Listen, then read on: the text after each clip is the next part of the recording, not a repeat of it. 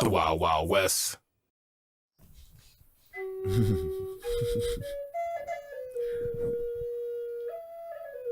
That gypsy scale is too much, bro. I can't believe this is still going. That gypsy scale. I really can't believe it. This is a lifelong dedication, dude. No, I'm as can't. much as a flutist as I am a comedian. You're a flautist. Possibly more of a flautist. You are a bit I'm of a more of a flautist. flautist. You're flautistic, dude. I'm You're fucked up. getting a keyboard. That would be nice. Yeah, I'm getting a keyboard. I'd like you to start playing piano. That would be sick. I love piano, bro. That's a cool thing to I come be from good a at. family of pianists, dude. Really? My dad's grandfather played piano in the bars. What? That's how he etched out. Yeah, that's how he made a couple bucks. That's awesome. Great grandpa would play in the fucking saloon.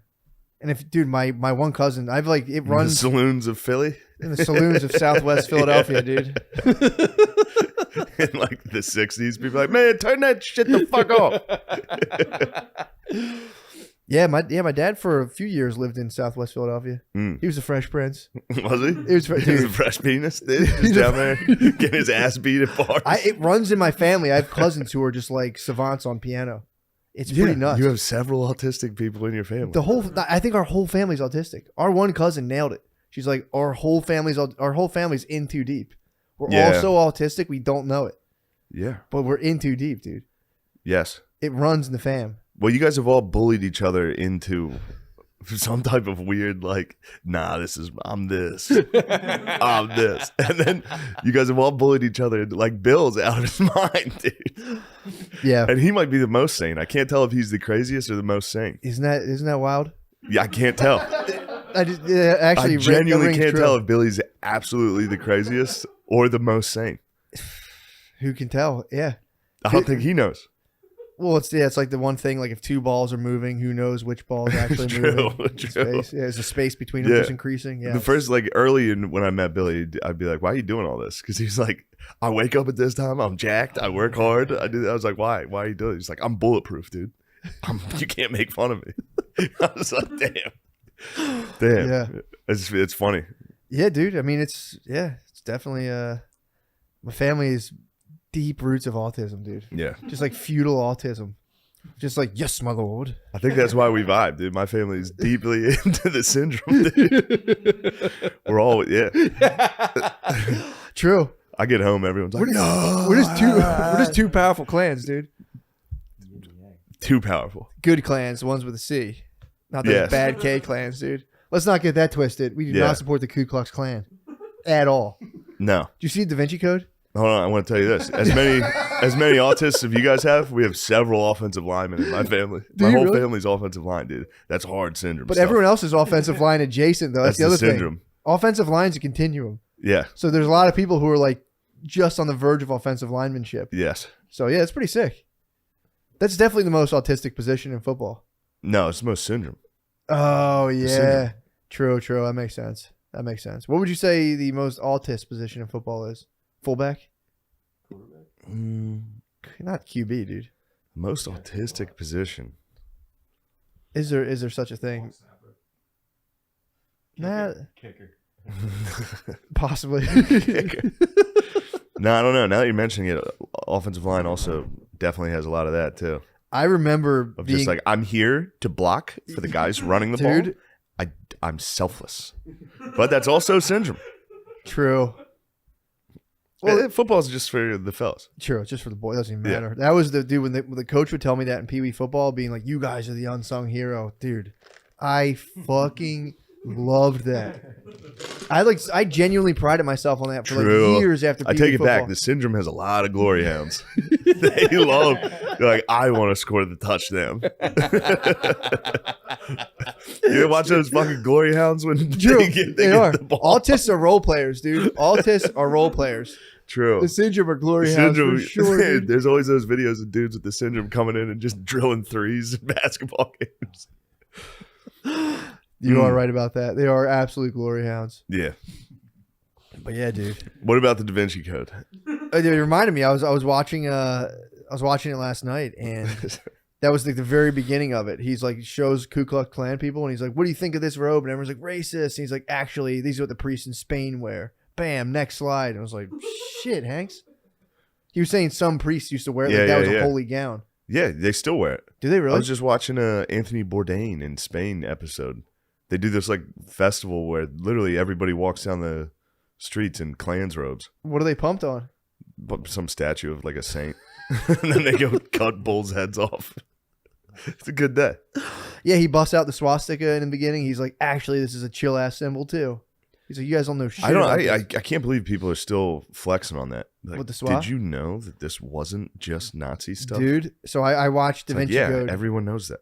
Da Vinci Code is just, it is stoner knowledge. The whole movie. Yeah. Dude, anything that popped up, I'd be like, well, yeah. And Brittany's like, how do you know this stuff? I was like, psh. Got into the Constantine. Like I the got early... high in 5th grade. Yeah. Well, yeah, I sniffed chalkboard cleaner when I was 10 with my boy. Did you ever huff? No, I don't think I did. I huffed. Only twice. I didn't huff. I wasn't. I ever got high. I would try to huffer. smell things. I was always a bit timid. Yeah, I was always like, I want to be cool and do drugs, but I was always very afraid of them. I read about huffing in a library book and then tried it. Until now. Now I fucking love drugs. I was the opposite, bro. My rock star lifestyle ended at like 5th grade. Yeah. With like chalkboard cleaner. I don't think I even got high. I just got like nervous and dizzy and sick. And I was like, that book might be onto something about why these things are bad. I was worried about the huffer's rash. That's the thing you want to avoid. They certainly are. Because they would spray it in a paper bag and then you huff out of a bag. That's how you knew a huff head, dude. Well, you see the rash. See that rash? You know that guy. So that's bad news. That guy huffs household cleaning products. Sucks nobody huffs anymore. That was an epidemic back in the day. Yeah. Just people, dude, sniffing gasoline, sniffing tanks. We got it. Yo, on the way home, we're going to hit a truck stop. I'm going to introduce you guys to sniffing some tanks. Go right to a trucker's thing, uncrack it, and fucking breathing that gasoline. Get the hell out of here, you damn kids. But it was tight. I got to flex on Brittany with like Christian, like Roman knowledge. Be like, well, yeah, dude, fucking Council of Nicaea. Dude, it was blowing her mind. How do you know this stuff? I was like, Da Vinci Code's got you, for sure. We're almost done. We're halfway through. Oh, really? You guys pause the movie? Yeah, dude, it's a 3-hour movie. Bedtime's 9 p.m. Yeah, Da Vinci Code's 3 fucking hours. Damn. Bedtime's 9 p.m. Strict. You guys have strict lights out?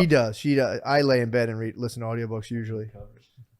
Under the covers audiobook? No under the covers, dude. No under the covers. Dude, I had... You don't want to head down there, dude. I had, dude, crippling. Yeah. Did you ever have constipated diarrhea? Yeah, dude. Dude, I never had... I've had it all, bro.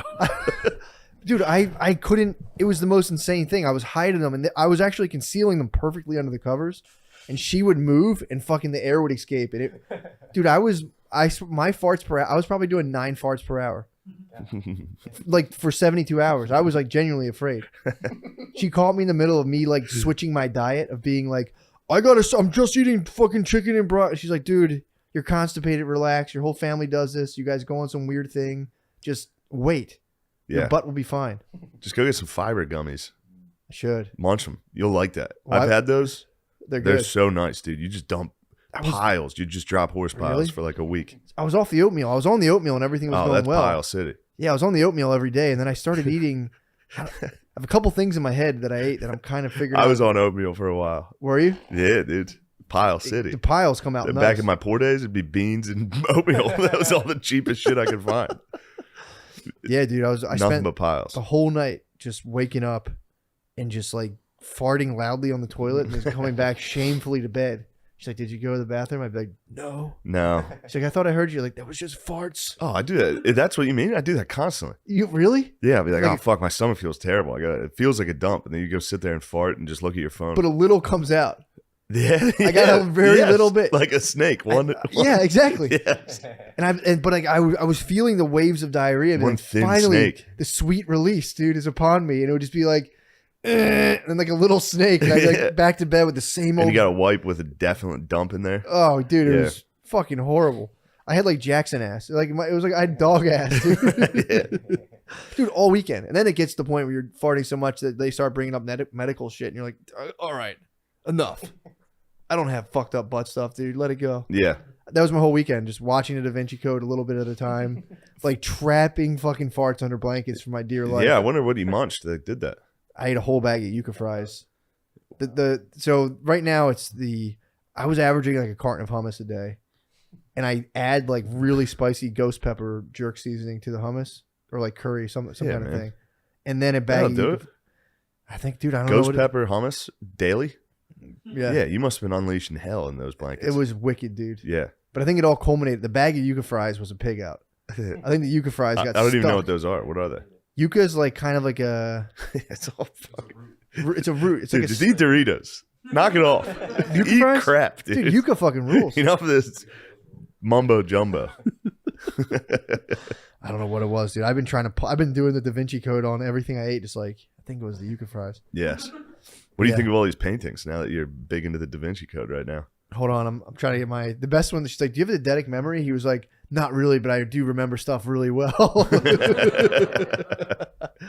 I mean, dude, I just want to see the Mona Lisa, dude. Swap them, and she's right next to him. Whoa. You see that? Yeah. There's the wedge. Yeah. Feminine. That's the thing, dude. The feminine. The V. That's the holy grail, dude. The vagina. Yes. It's women. That's how much I love pussy. It's the holy grail. It's the most important Jesus' thing in the world daughter. to me. Fucking.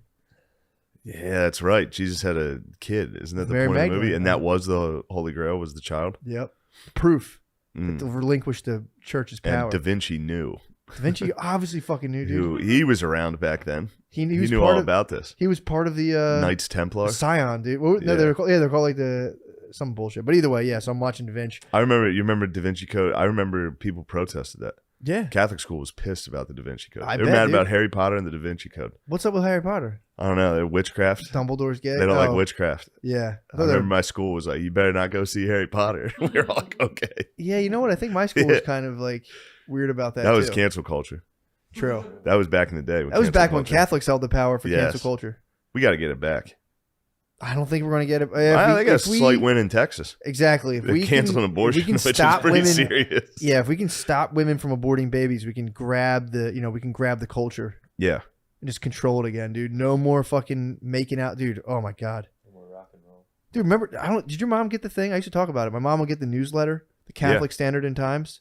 Oh, no. And We you would get- we get just Dude. that fucking piece of paper they give you at the end of church. Oh, my mom would It's get like all them- their sponsors. Oh yeah. It's like an HVAC Like company. a gas station. Yeah, my mom used to get the fucking newsletter. So any movie that came out, my mom would get like the Catholic yes or no on it, and it would be like teenagers holding hands, like warning. Dude, if they rated like All you can watch is Euphoria? VeggieTales. You can only watch VeggieTales. VeggieTales, That's the only thing you can VeggieTales watch. rules. Do you toss that on for your child yet? Only when I'm in a hotel, because it like when you're in a hotel, you have to watch whatever's on. VeggieTales came on, we watched it. That's nice. She was a little young to take in the tail, but I'm like, this is fucking. Yeah, you're going to want to take this tail in. You take that VeggieTale. Take this VeggieTale. But yeah, man, if my mom, if Euphoria had been filtered through the Catholic like leaflet on like Dude. what's okay to watch, it would have like incinerated it. Yeah. Like, I mean, I drug had a addict. tough time. I had a tough time. Euphoria. Gardini said he's been watching sex with college. The Secret Life of Sluts. Yeah, Oh, nice. College girls. Mecky's in that. it's I heard the Mexters. Yeah. It's evil, dude. Why is it Yeah. evil? It's just so many bad messages for kids. What, kids should have a lot of sex? Yeah, it's like And you don't want the girls having sex. I don't want You want the girls having to wait sex. for you. Yes, till they're That's how old I enough. feel. I don't like girls being sluts. I want them to wait for me to come around. Yeah, I don't think it's. I think it's one of those things where it's like, there's a definitely a handful of women who can like go out and just have sex with hundreds of people and like start like painting in a warehouse and everything's fine. But for the majority of women, I think it kind of fucks them up. Yeah, If probably. they have too many boyfriends. Yeah. I read a quote one time. I think I showed Brittany the quote to see if it was true or not. But she was like, the quote was basically every time a woman has sex with a man, like she kind of splits in half, and the more times it happens, it kind of fragments her personality. Hmm.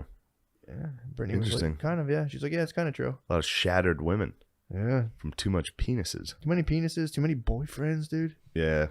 Too many boyfriends. You can't have too many boyfriends, dude. Why? It's different. It's a whole different experience. Too many boyfriends? Yeah, dude.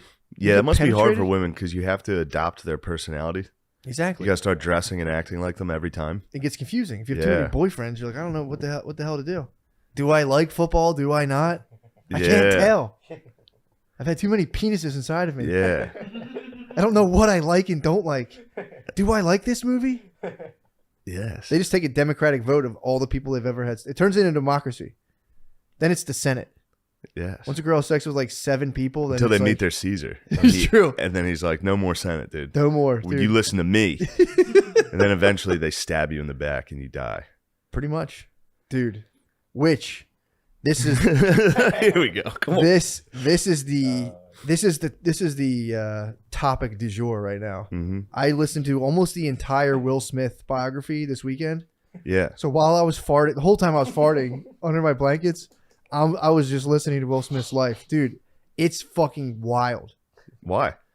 It's like a He's having a weird fucking time, dude. bro. He needs to knock it off. You gotta listen to this whole thing. Isn't he a Scientologist now too? Or he's like adjacent, at least. What's it, Jason? Like adjacent to Scientology. Well, he's questing.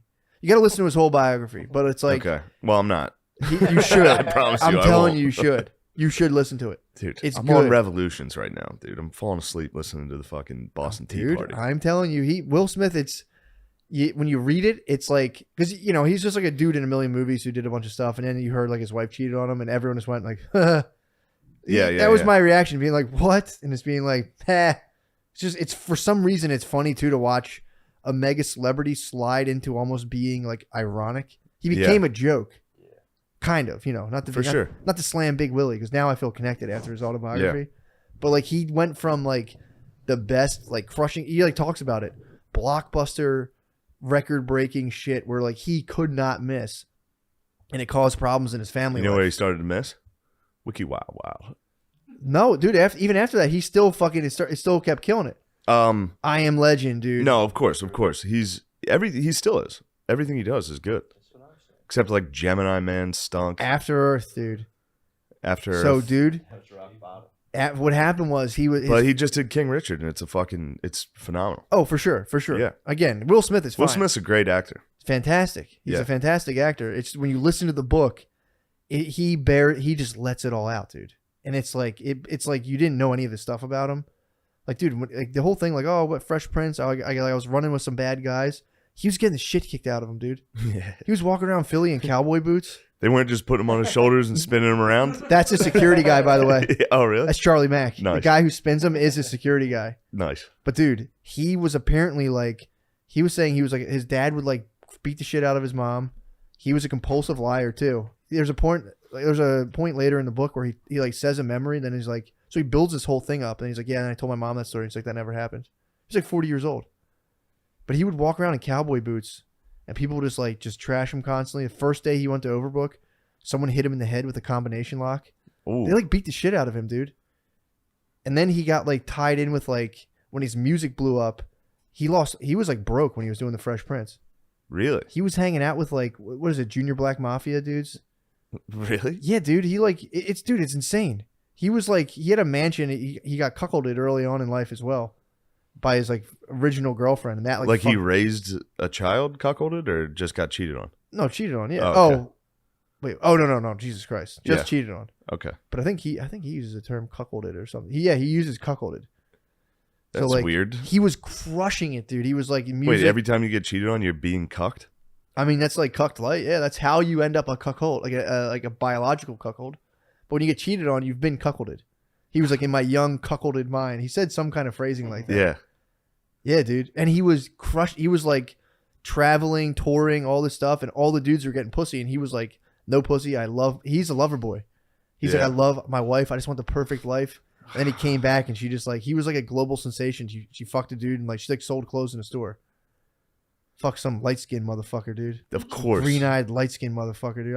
I heard that. I was like, ah. It's always the light skins, dude. That's what he said, basically. Always fucking on chicks. That's what he said. Some light eyed motherfucker, green eyed, light skinned motherfucker, dude. Fuck. Yeah, dude. It's the book. It's interesting to listen to, and it's co-written with Mark Manson, who's a subtle art of not giving a expletive. Really? So there's all these little things. It's like, it's read by Will Smith. There's a lot of like kind of like cheesy shit, kind of. But if you can just listen to it, it's very interesting. I couldn't put it down, dude. I couldn't take my earbuds out. Nice. He also admits to throwing up whenever he sees or I heard smells that. pussy. Well, no, it was because he got cuckolded. Yeah. And now And he's then he allergic. tried to just start getting. He's like, I'm gonna be a pussy machine. And he would like, he needs the love connection, dude. So he would be coming and just be like, "Ugh," and just get up and gag and like run away. Dude, there was one part in it that was possibly the most disturbing part. Because Let me hear it. he has a lot of insight into his younger childhood. You can tell he's working with therapists. And he's like, well, this was because of this. And you're listening to it like, oh, that's kind of insightful. And then as like the years go by, it's like newer stuff that hasn't been processed as fully. So he's talking about him and Jada's relationship. And at one point, there's a story he tells that he's like, yeah, man, he's like, I'm a prankster. So I did this prank on Jada. And it's like, she doesn't think it was funny. I think it's the funniest thing ever. But like, I'll leave it to you guys to decide once and for all. And he's like, ladies and gentlemen of the jury, here's what happened. And he was like, so me and Jada had been together for, I guess it was like a couple months. It was still fresh. And he was Prince. like, true. So she was going to meet his grandmother. And so he flew his grandmother out to California, LA, where he was living. And he has this thing where he like knows how long it takes for anyone to get to place. He like times people in his head. So he's like, it'll take her 47 minutes to get where she's from her house to my house. He's like, I'm going to put on a movie for my grandmother, a movie that she had like a very notorious sex scene in with another guy. What Jada did? Jada did this movie apparently that was like a award-winning, like groundbreaking sex scene. It was groundbreaking in black cinema. So it was well known for all the actors and stuff. So he timed it to where he put the movie on with his grandmother, knowing that Jada would walk in the door right as that sex scene came on. And he was like, it's a prank. So she walks into her getting just like dog-balled on camera. And it was like a long movie. You know, movie sex is just like a guy get like thrust and comes immediately. This was like a fucking like ridiculous. What was that funny movie where they had like, they made fun of it? They did like a sex montage. And it was MacGruber. It was like real life. Apparently it's like real life. From the way he described it, it was like real life MacGruber. You can't watch MacGruber with your lady. They don't like it, huh? Every time I've ever done that, we've had sex and I do that. Oh. I can't not do it. I can't watch MacGruber and then have sex because I'm going to go, I'm about to fill you up. Oh, yeah.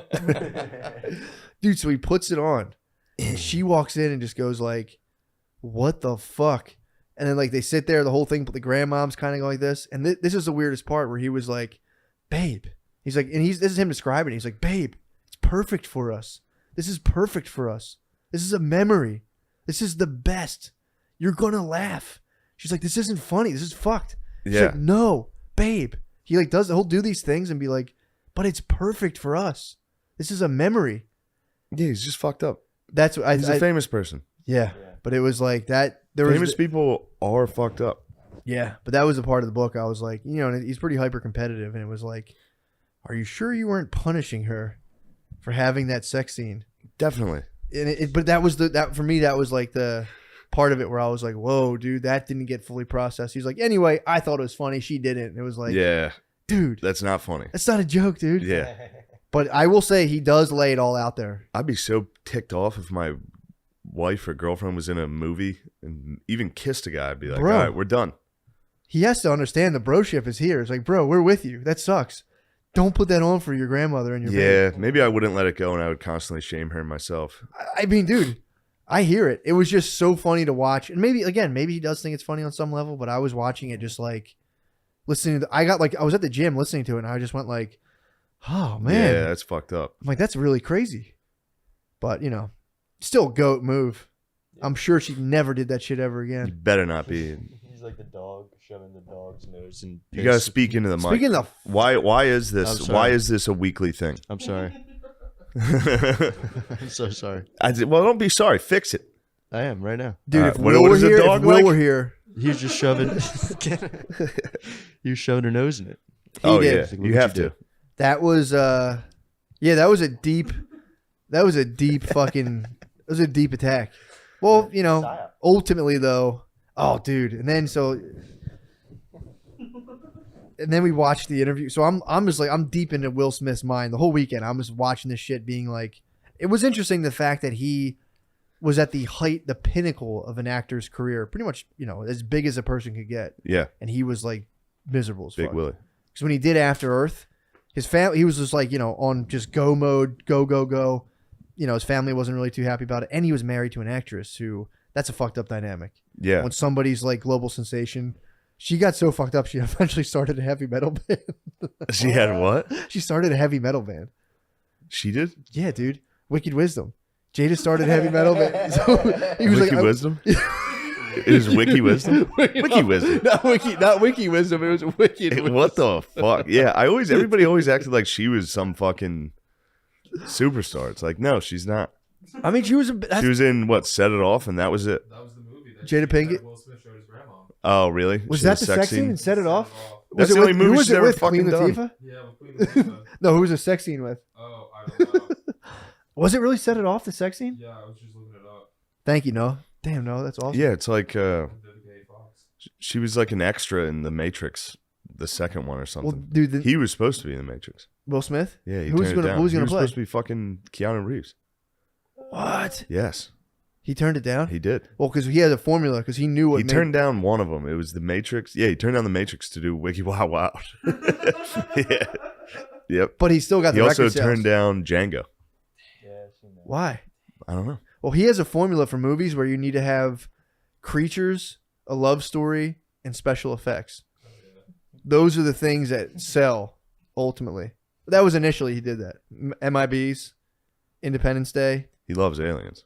That was his manager read like 500 scripts and was like, this is the formula for blockbusters.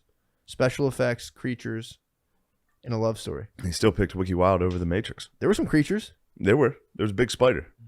There's a big mechanical spider and a handicap man. That counts.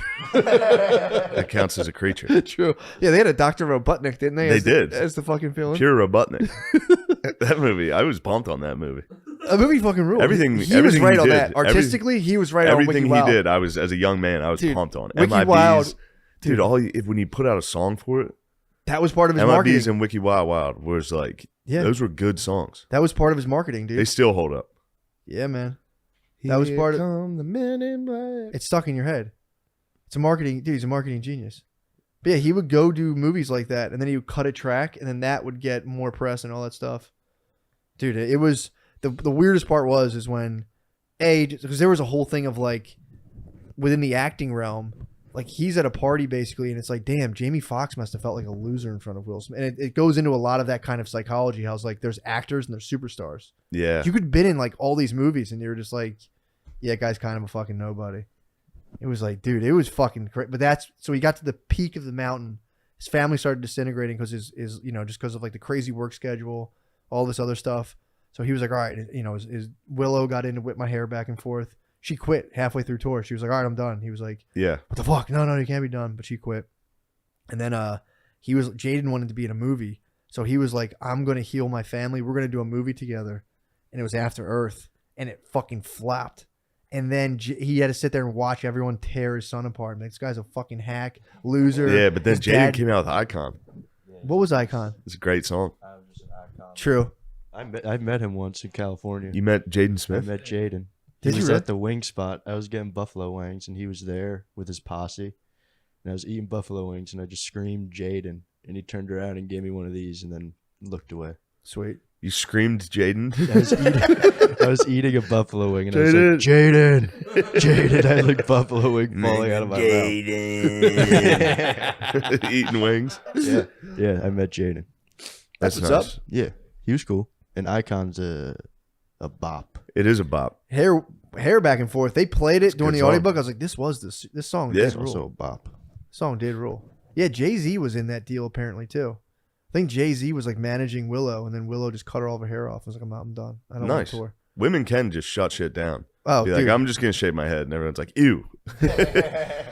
Yeah, we don't want to. But it was cool. But to answer your question, he does eventually get into kind of like meditation and stuff because he was Yeah. way against it. He was like, stuff's fucking weird.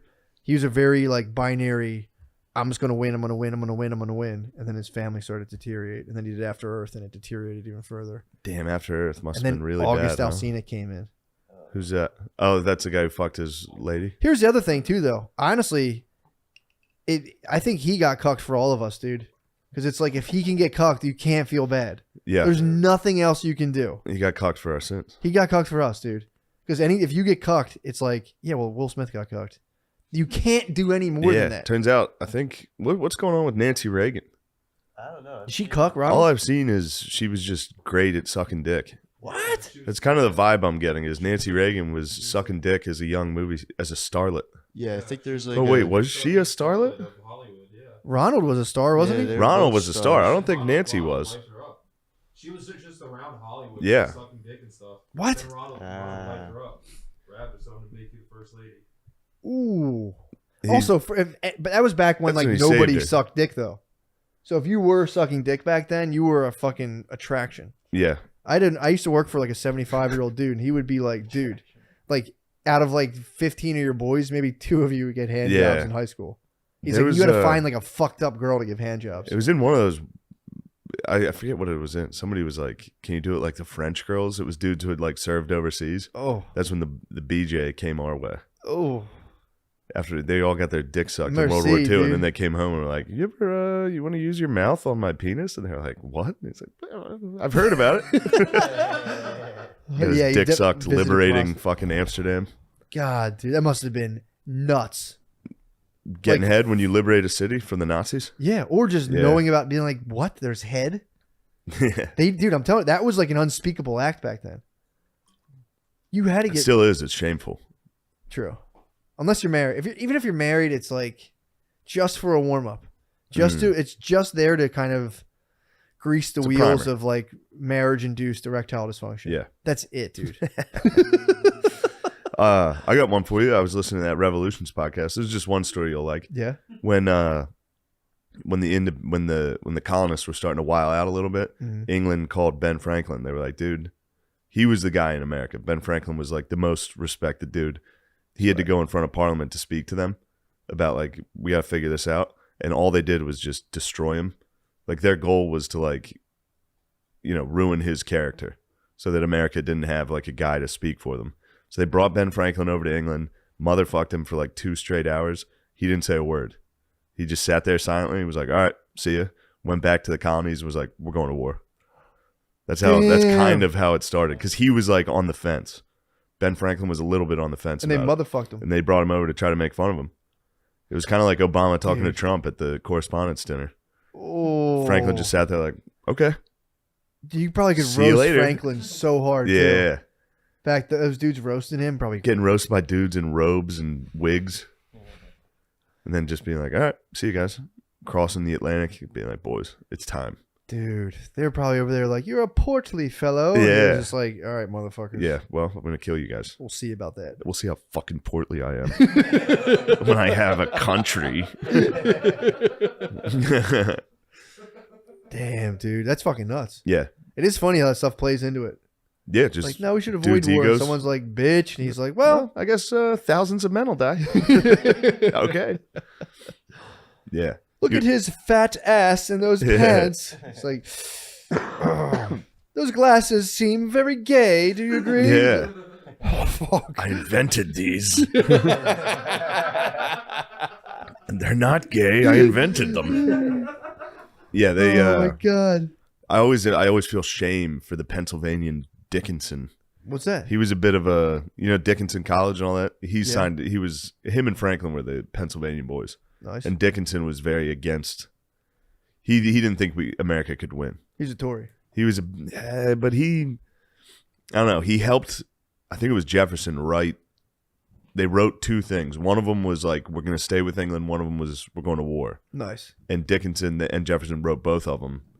And Dickinson helped to like make sure he didn't look like a bitch. Like when Jefferson was writing, "This is why we're becoming independent." He was hype manning him a little. That's sick. He was like, "Yeah, we are independent," but then he was like, "Guys, for real, we shouldn't do this. We can't do this. We're gonna get killed." Imagine how scary that was. Yeah, they were all gonna get beheaded. True, yeah. At one of the congresses, they got a letter from the king that was like, "You guys can stop this now, or we're gonna kill all of you. Just so you know." Wow. And they were all like, "Shit." Was Yeah. was that the invention of guerrilla warfare? There was some of that, yeah. Weren't they still doing like shoulder to shoulder? Yeah, they were. And there was guys like the Swamp Fox, basically what the movie The Patriots based off of. Swag. This guy named Swamp Fox down in South Carolina. He was hitting with that. Really? Yeah, but Boone guerrilla- style. He was Boone style. Guerrilla's Spanish Okay. for little war. When did the Revolutionary War start? Like Because didn't they learn from Native Americans how to like hide behind trees and like kind of Some of that stuff. sneak attack? Yeah. Because in Europe they were still doing like Yeah. battle bots basically. They were doing battle bots because it was like wars were smaller. Yeah. It wasn't like total war, and it was like gentlemanly. Like they Yeah. would like surrender forts and be like, "Yes, this is yours now. Thank you." It was paint. They were paintballing. Yeah, they were paintballing. And then the Americans did get a little wild. They started. They started guerrilla warfare a little. That's But that was all from the French and Indian War. So yeah, okay. it was all dudes that were veterans from that. Because France came down. We're like, yo, we'll help you guys. France teamed up with the Indians and started doing some nasty stuff. Yeah, they did have some. Yeah, they would cut everyone's fucking heads off. Yeah, dude. The France dirty is frogs. nasty. The frogs would sit back and be like, dude, what's going on? And the Indians were like, we got this. And start skinning people. And they'd be like, oh, Jean-Claude Bleu, no. Don't cut his skin off. Yeah, I was reading that book when you called me. I was reading Indian Boyhood. Oh, that's I right. didn't get too far into it, but it's about a dude who grew up as like, as they were being, it was a Sioux, as they were being like chased. Dudes would come through their camps and like they'd be chilling in like a spot. Like, all right, we got some buffaloes, and dudes would come through and start murdering them. Yeah. You'd be sitting there and they would just get attacked, and they'd have to get out of there. And then there would be like inter-Indian beef. Dude, the fucking accidents that occurred in these things were so fucking funny. Like what? Like they were just like, at one point they were like trying to get, they dedicated like a few months to just like hacking up trees and making maple syrup. And at one point, like the young boys are supposed to sit there and watch the embers. And like there was like a superstition if like somebody wasn't watching the fire. I mean, it makes sense. Something bad could happen. But at one point they came out, somebody screamed or something. Where were they? happened. Like Minnesota? Yeah, they're right around. Yep, they're right around Yeah. Minnesota, crossed into BC when things would get hot and come back down. But at one point, like the ant just like accidentally chopped off some lady's fingers. They're like, because they're hacking up bark, and she's like chopped off some lady's fingers, and the lady was screaming. They came away from the fire, and the ant was like, "What the fuck are you doing? Get back over there! Yeah. You're about to fucking bring us bad luck."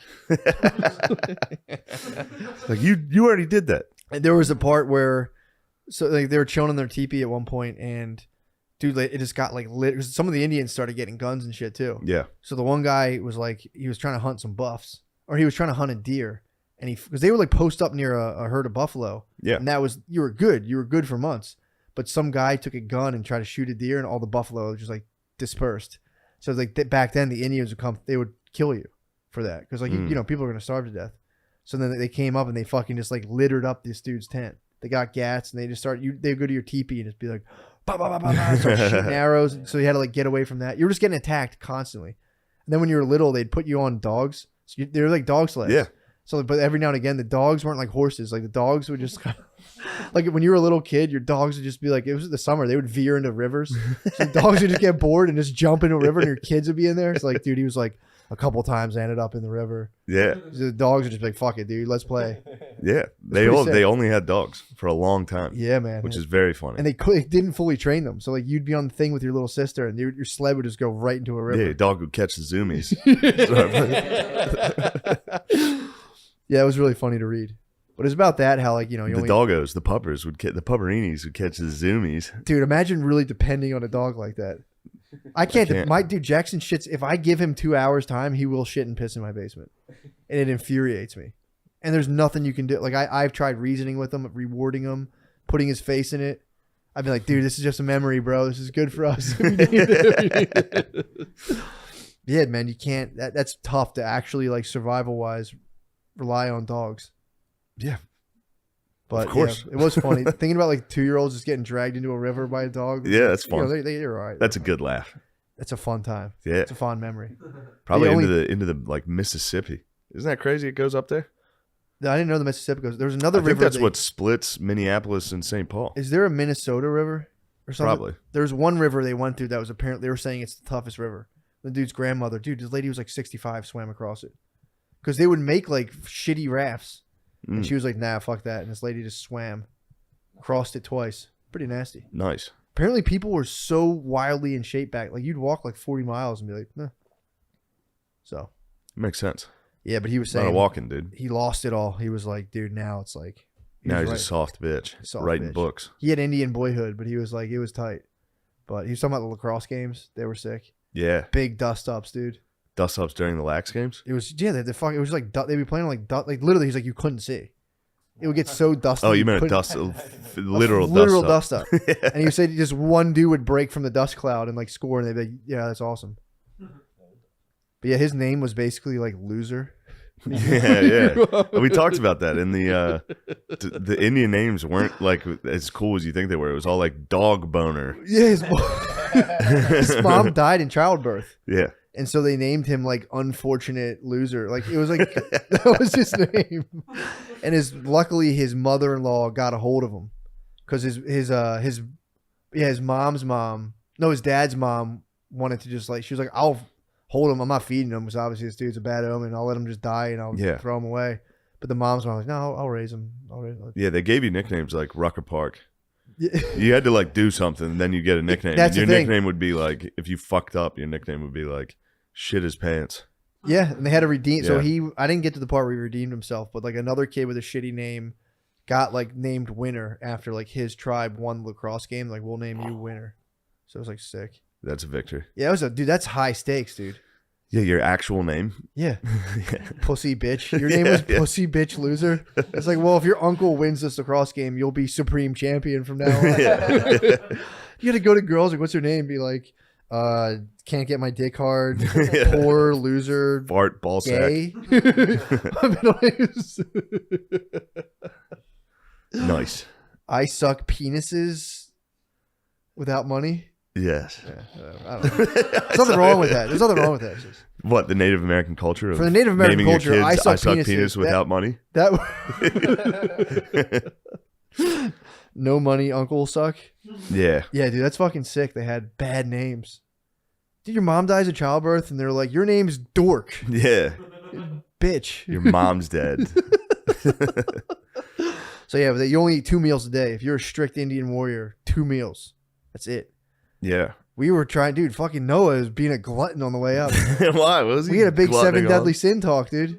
on? What? You guys hit him with your glutton? He was being a glutton, dude. What did he do? Okay, Noah, what was your lunch? Actually, I'll tell you because he's off mic.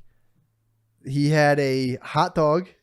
That's gluttonous. You can't even eat He hot had a hot dogs. dog for wait fun. to hear the main course. That's Yo, you eat appetizer. hot dogs for No, fun? I didn't even have one. Well, that's he was saying he eats for fuel. I was fuel. He had a turkey No, it and was cheese. You glutton. fueled on a hot dog He at had- night No. the other time and got sick. He- Yes. He was being envious and trying to call No, He was being no, envious. No. That's no, Yeah. Martini was No, eating no, fuel. no, He had a no. turkey and cheese, dude. I was It's lean. fuel. You were glutton. And now you're Brisket. fraud too. You're fraud. Wait, You're fraud? rat. He's fraud? I don't think. You're wrath and greed, dude. No, no. Wait, why would you envy? You envied his. I didn't treats? envy. I needed fuel. He No, envied his. no. his wait, He had hold a on. brisket. You had a brisket and a hot dog. A brisket sandwich and a hot dog.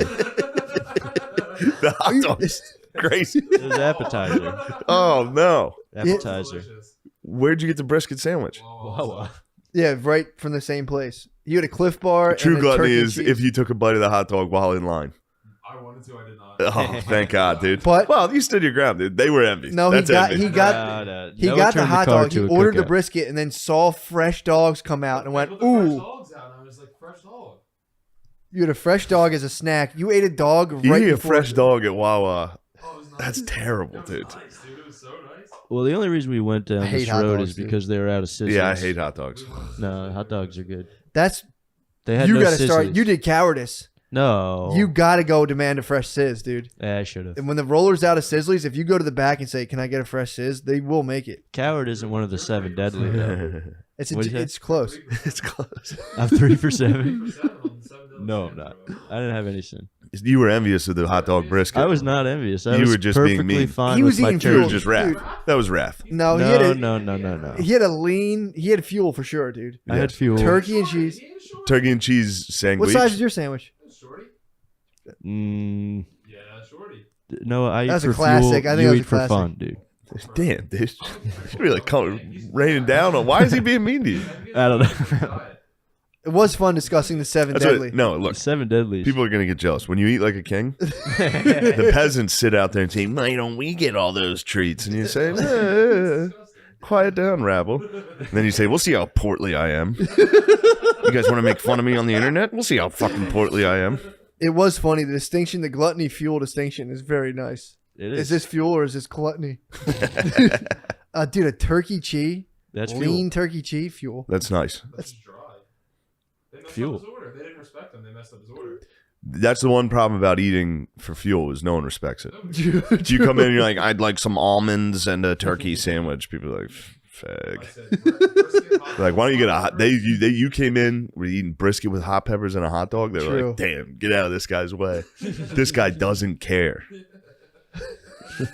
That's a dangerous man. I ordered a peach iced tea. They didn't have it. Yeah, Dude. no, Okay. no drinks in the Wawa. Oh, the supply chain. issues. Yeah, supply chain.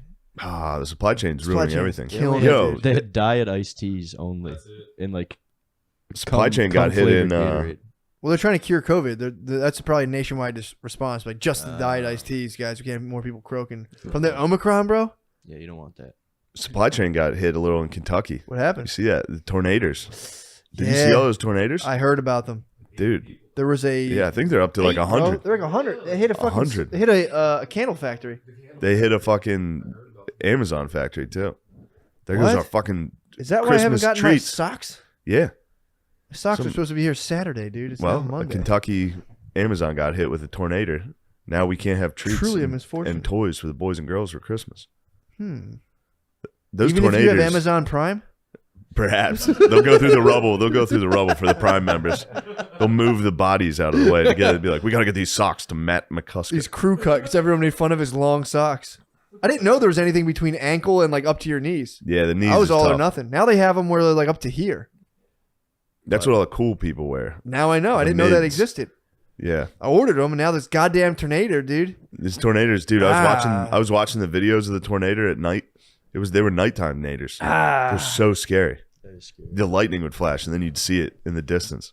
It'd be very spooky. And then all the lights went out while the guy was filming. Oh And man! you could hear just women screaming everywhere. Yikes! They had the vids. Yeah, this guy was filming it. Who was filming it? Some guy. I don't know. Some guy from Kentucky, down Kentucky way, in Kentucky. Kentuckians, dude. That might have been the worst thing Kentuckians dealt with in terms of tornadoes for like a while. Yeah. Also, I was gasping because I saw Gardini socks, and it's like, bro, I actually think I like the knee highs. I'm more of a vato, bro.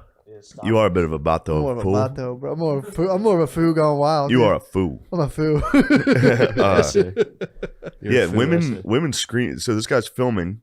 He's out by like a pool. He's in like an apartment complex. Yeah. He's filming. It's scary. You can see. Oh, the he's tornado. filming the tornado. He's filming. Yeah, and the, Gotcha. the tornado's hitting like power lines and shit. So it's just constant explosions in the distance, and then all the lights go out, and you just hear women in every apartment like, ah! It's like that's not helping. No, not Women at need all. to stop screaming Not at all. during crazy events. Unless I think it's like an animalistic thing because it does True. alert you. It does make you it scared. does for sure. You know. The only It's time dog brains. It's dogs barking when something's happening, and they're just like, rah, ah. the only acceptable vocal outbreak is during the Da Vinci Code when that blonde hair guy You fucking gasped. grabs Tom Hanks, dude. I was watching last night. I went, oh. When he snatched Tom, we were Yeah. in that British guy's house, dude. I literally went, oh. Dude, last night Startled the shit out of me. I came home late, got home. Uber took fucking 9 hours. And then I finally get home, cross country flight, long day. I get home, I put on a nice compilation. Tommy's sitting here bombed, drinking whiskey. It's like, what time? And I was like, midnight? I got home at like 1. Ooh. Put on a nice compilation, but it was one of those where like somebody foul tipped a baseball and it flew at the screen. And Tommy was hammering. He went, it's That's so that's funny. baseball training. It's so funny. Damn, he was in the strike zone, And you dude. just yeah, you gasp during shows and movies, and it's very funny. Bro, that one got There's me a plot, good. any plot twist, Matt will go. I got scared. I actually got. Yeah, you The got guy spooked. came out and I went, oh. How do you feel about scary movies? Do you get spooked? Yeah, dude. Really? I get startled. I used Yeah. to get like for days afterwards, genuinely spooked and like. Yeah, I remember that. I used kinda to like, do that too. eh. I'd be like afraid of whatever movie that was. Now I don't have that. Yeah, I'm not too scared of demons and whatnot now, but it's like I go into the full darkness of my basement now, and I'm just fully just kind of Basements are scary. like, dude, it's scary as hell. Yeah. I told you what I did embarrassingly not that long ago. I would sit down my basement and just conquer the fear and sit in the darkness Oh, and nice. just fucking just not be freaked out. Mm. So I still am a little speedy if I fucking get out of there, but yeah, I like made myself sit in the darkness because you can't be scared of the dark when you're 35. No, you can't. I was genuinely it was my new house. That's how recent it was. I'd go down there and New be like, houses, yeah, that's scary too. terrifying, bro. Yeah. But yeah, so now I'm pretty You good. got to bear crawl up the steps. Yeah, you got So I used to do it at my parents' scuttle house. up them. You got to scuttle up them. Dog run up the steps. All fours. Get out of there before Now, a ghost comes out of the back room. When I go now, if I'm Or in the darkness now, boogeyman. Who's the boogeyman? You tell me. Ask the Pope. What? What? I'm talking about the I'm darkness. scared of the dude. boogeyman. Dude, when I'm in the darkness now, it used to be I get kind of like scared. Not scared, but like, oh man, a demon could get me right now. Now I when I can't see anything, it's pure darkness. I go in pure spirit realm where I'm just kind of like, yes, Oh, okay. I just fucking flip it. yes, I flip it Flip it on the demons. Be like, this is actually, I like this. pretty much. I'm not exactly. afraid of you guys. I'm Pretty having much. fun. Oh, I basically blind them with light. When I'm in, like if I'm like walking from like my stairway, Christmas lights kind of help. It's like my whole stairway's lit up now. That's nice. Oh, you have Christmas lights on? Dude, right now I do, yeah. Oh, But it's okay. like before that, when You it's have Christmas lights on the railings? That's the nicest. I put them up I love it against so much. protest. I fucking round them all the way down the railing. Who protested this? Brittany was like, she was like, we only need one more pack of lights. I got 3. Yeah. Got You hit the fucking 3. piece. I got fucking 3. It was $30. I don't care. What But the like, heck is $30? I wrapped them all up the railing. Yeah, Yeah. It's pretty sick. That's my parents do that. Makes me feel like I'm at home, dude. The one thing about Christmas lights, Reminds me of home and being a young boy. it is nice. But if you're having maybe a disagreement with your babe and you Fighting start going around like, Christmas lights? dude, when you fight, they can turn in from like a very cheerful thing to like an intensely mentally sinister. Yeah, like, I when bet. you're like bummed around a lit This up isn't Christmas my tree. home. Yeah, when you get bummed around a Christmas tree and you're just like looking at it kind of sad, like that can be tough. But obviously you have to just get in the spirit of Christmas. I know I've Right. told this story before, but one What? time my dad kicked my sister and she rolled under the tree and it fell. I think Phil had a couple drinks and he came home. Kicked It was Phil sis. on the loose, dude. Every once in a while, Phil would come home from the nights or something. It'd be Phil on the loose. You got to just get out, dude. Because he wasn't doing it. He wasn't actually hitting you. He was like, I'm going to get you. Like, would Okay, run. yeah. It was very fun. So it wasn't an angry kick. No, but every once in a while, he would catch you and actually be like, yeah, you don't run. Like, hit you. Be like, what the fuck? He was teaching lessons. He came home to teach some lessons. He DUI'd from the nights to be like, I got to toughen these kids up. I got to teach them a lesson. Yeah, for sure. And I remember we were laying in the living room watching TV, and he kicked my sister, and she like rolled in. She like exaggerated the roll, but she rolled and hit the tree. And What was the lesson? The tree fell. The lesson was probably something like, turn this off. I'm watching something. Somebody probably mouthed off and was like, no, we're going to keep watching it. God, that's so fucking funny. But yeah, I've seen a domestic take down a Christmas tree. Yeah, Yeah. that'll take out the fucking Christmas spirit. Yeah. But then you ruins get to do joy. the whole rebuild of like, come on, Yeah, guys. guys, you know what? Let's pick this thing back Sorry. up together. Yeah, which is exactly what the dad does. Come on, everybody. This is a nice moment for us. I can turn this thing around. Guys, Sorry. this is perfect for us. We'll be laughing in Yes, 30 years. we're going to laugh about this. It's a joke. I was pranking It's you a guys. funny prank. I got fucked up as a prank It and has came nothing- home and it kicked has- you. It has nothing to do with my inability to handle my own emotions, Yes. dude. This is a joke. It's a prank. It has nothing to do with the fucking Irish not hitting the over. Was he not right? It has nothing to do with me being a bookie. Losing a G that Yeah, I it'd always needed. be like, wait, why is dad mad? It's like, oh yeah, they're fucking. It's Sunday Yeah, and he's a bookie. I didn't realize that till college. My uncles would like spaz on the Kansas City Chiefs. I'm like, I didn't know you they like the Chiefs. Eagles and the Chiefs that much? Like, yeah, Yeah. Well, you know what? Where are we at time wise on this thing? about an hour. 53. Hey, you know what? Perfect. That's about right. Do a little short guy. Yeah, we'll get a little short guy. In fact, we might even Get the Patreon page. this one. Who knows? You think so? We'll see. Who knows, We'll see. Who we can knows? do whatever we want, dude. dude? This is true. We're big. Let's do the. We're big as hell now. We are, dude. This is huge. Although We're adult men. none of them. That's true. Dude, I could literally do whatever. I could go home right now and just change the whole dynamic of my house. You can go home and attack your family, I could. or you can go home and be very nice to them. It's up to you. I might do a little sweet and sour. I might be like, "Hey guys, what's going on?" Just like beat the fuck out of the dog. Yeah. I had an uncle who used to like, I swear to God, kick his dog almost every single time he came inside from work. As Ooh. soon as he came in, he would look. If the dog was in the kitchen, he would fucking as hard as he could beat the shit out of it. That's Kick really the dog terrible. as hard as hell. That's bad. This is back in the day, dude. I know, It but was that's bad. totally acceptable Yeah. to just beat the fuck out of your dog. It was a full boot. Be like, boom, and just Yeah. walk in and be like, "What's up, gang? I'm back." It's a full fucking kit. Hey everybody. Hey, It's everybody. Did you all do your homework? Me. Yeah. Yeah, pretty nice. At least he wasn't a glutton though. Kicking your dog. He might have been a glutton. Yeah, McCuskers are sadly gluttons, dude. I've been fighting my food demons for a long time. It's probably why I have constipated diarrhea. Goes with my gluttony. Let's see here. Oh God, we'll get into this in the next one. I just busted out my browser. Very nice topic about the Nice. Penn women's swimming team. Bit of drama going on. Ooh, I like some swim team stuff. Little bit of drama. Little I'm not bit- gonna like this one. All right, well we'll see on the next episode of Matt and Shane's Secret Fuck, Podcast. where's my goddamn? Is it on the Patreon? Is it on the regular one? Who knows, dude? Who knows? We'll see whichever one we like better. Also, guys, let's talk. Let's stop fucking around and talk business. All right, man. Time to pay the bill. January 7th, January 7th and 8th. Come to St. Louis, please come. It'll be so. Don't go to that. It's Come already- to me. it's Headlining already- Caroline's it's on already a Broadway small- in New York City. True, that'd be sick if you flew from St. Louis. It's a small room, so if it's not full, I mean, I would. People in the St. Louis I market, live. you've always wanted to come to New York.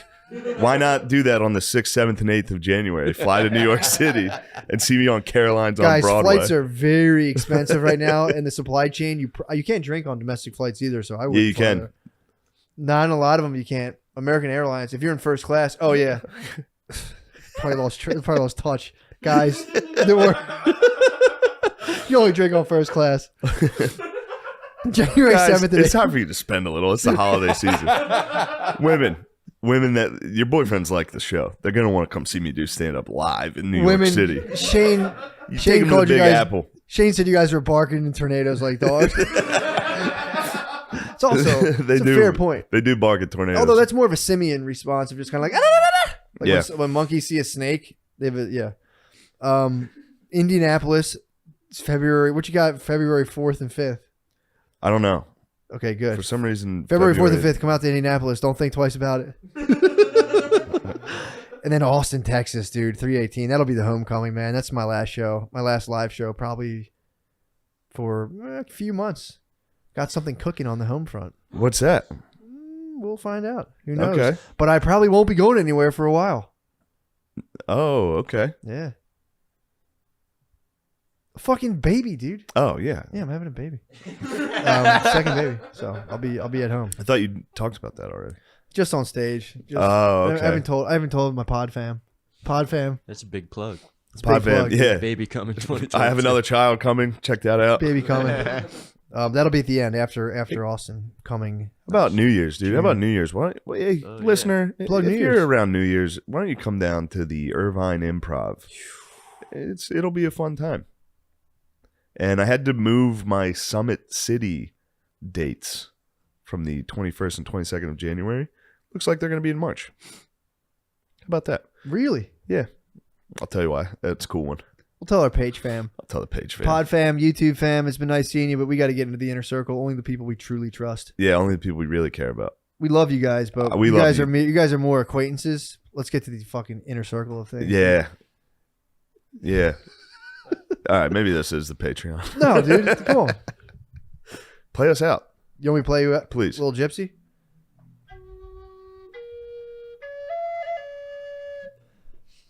What are you doing over here, dude?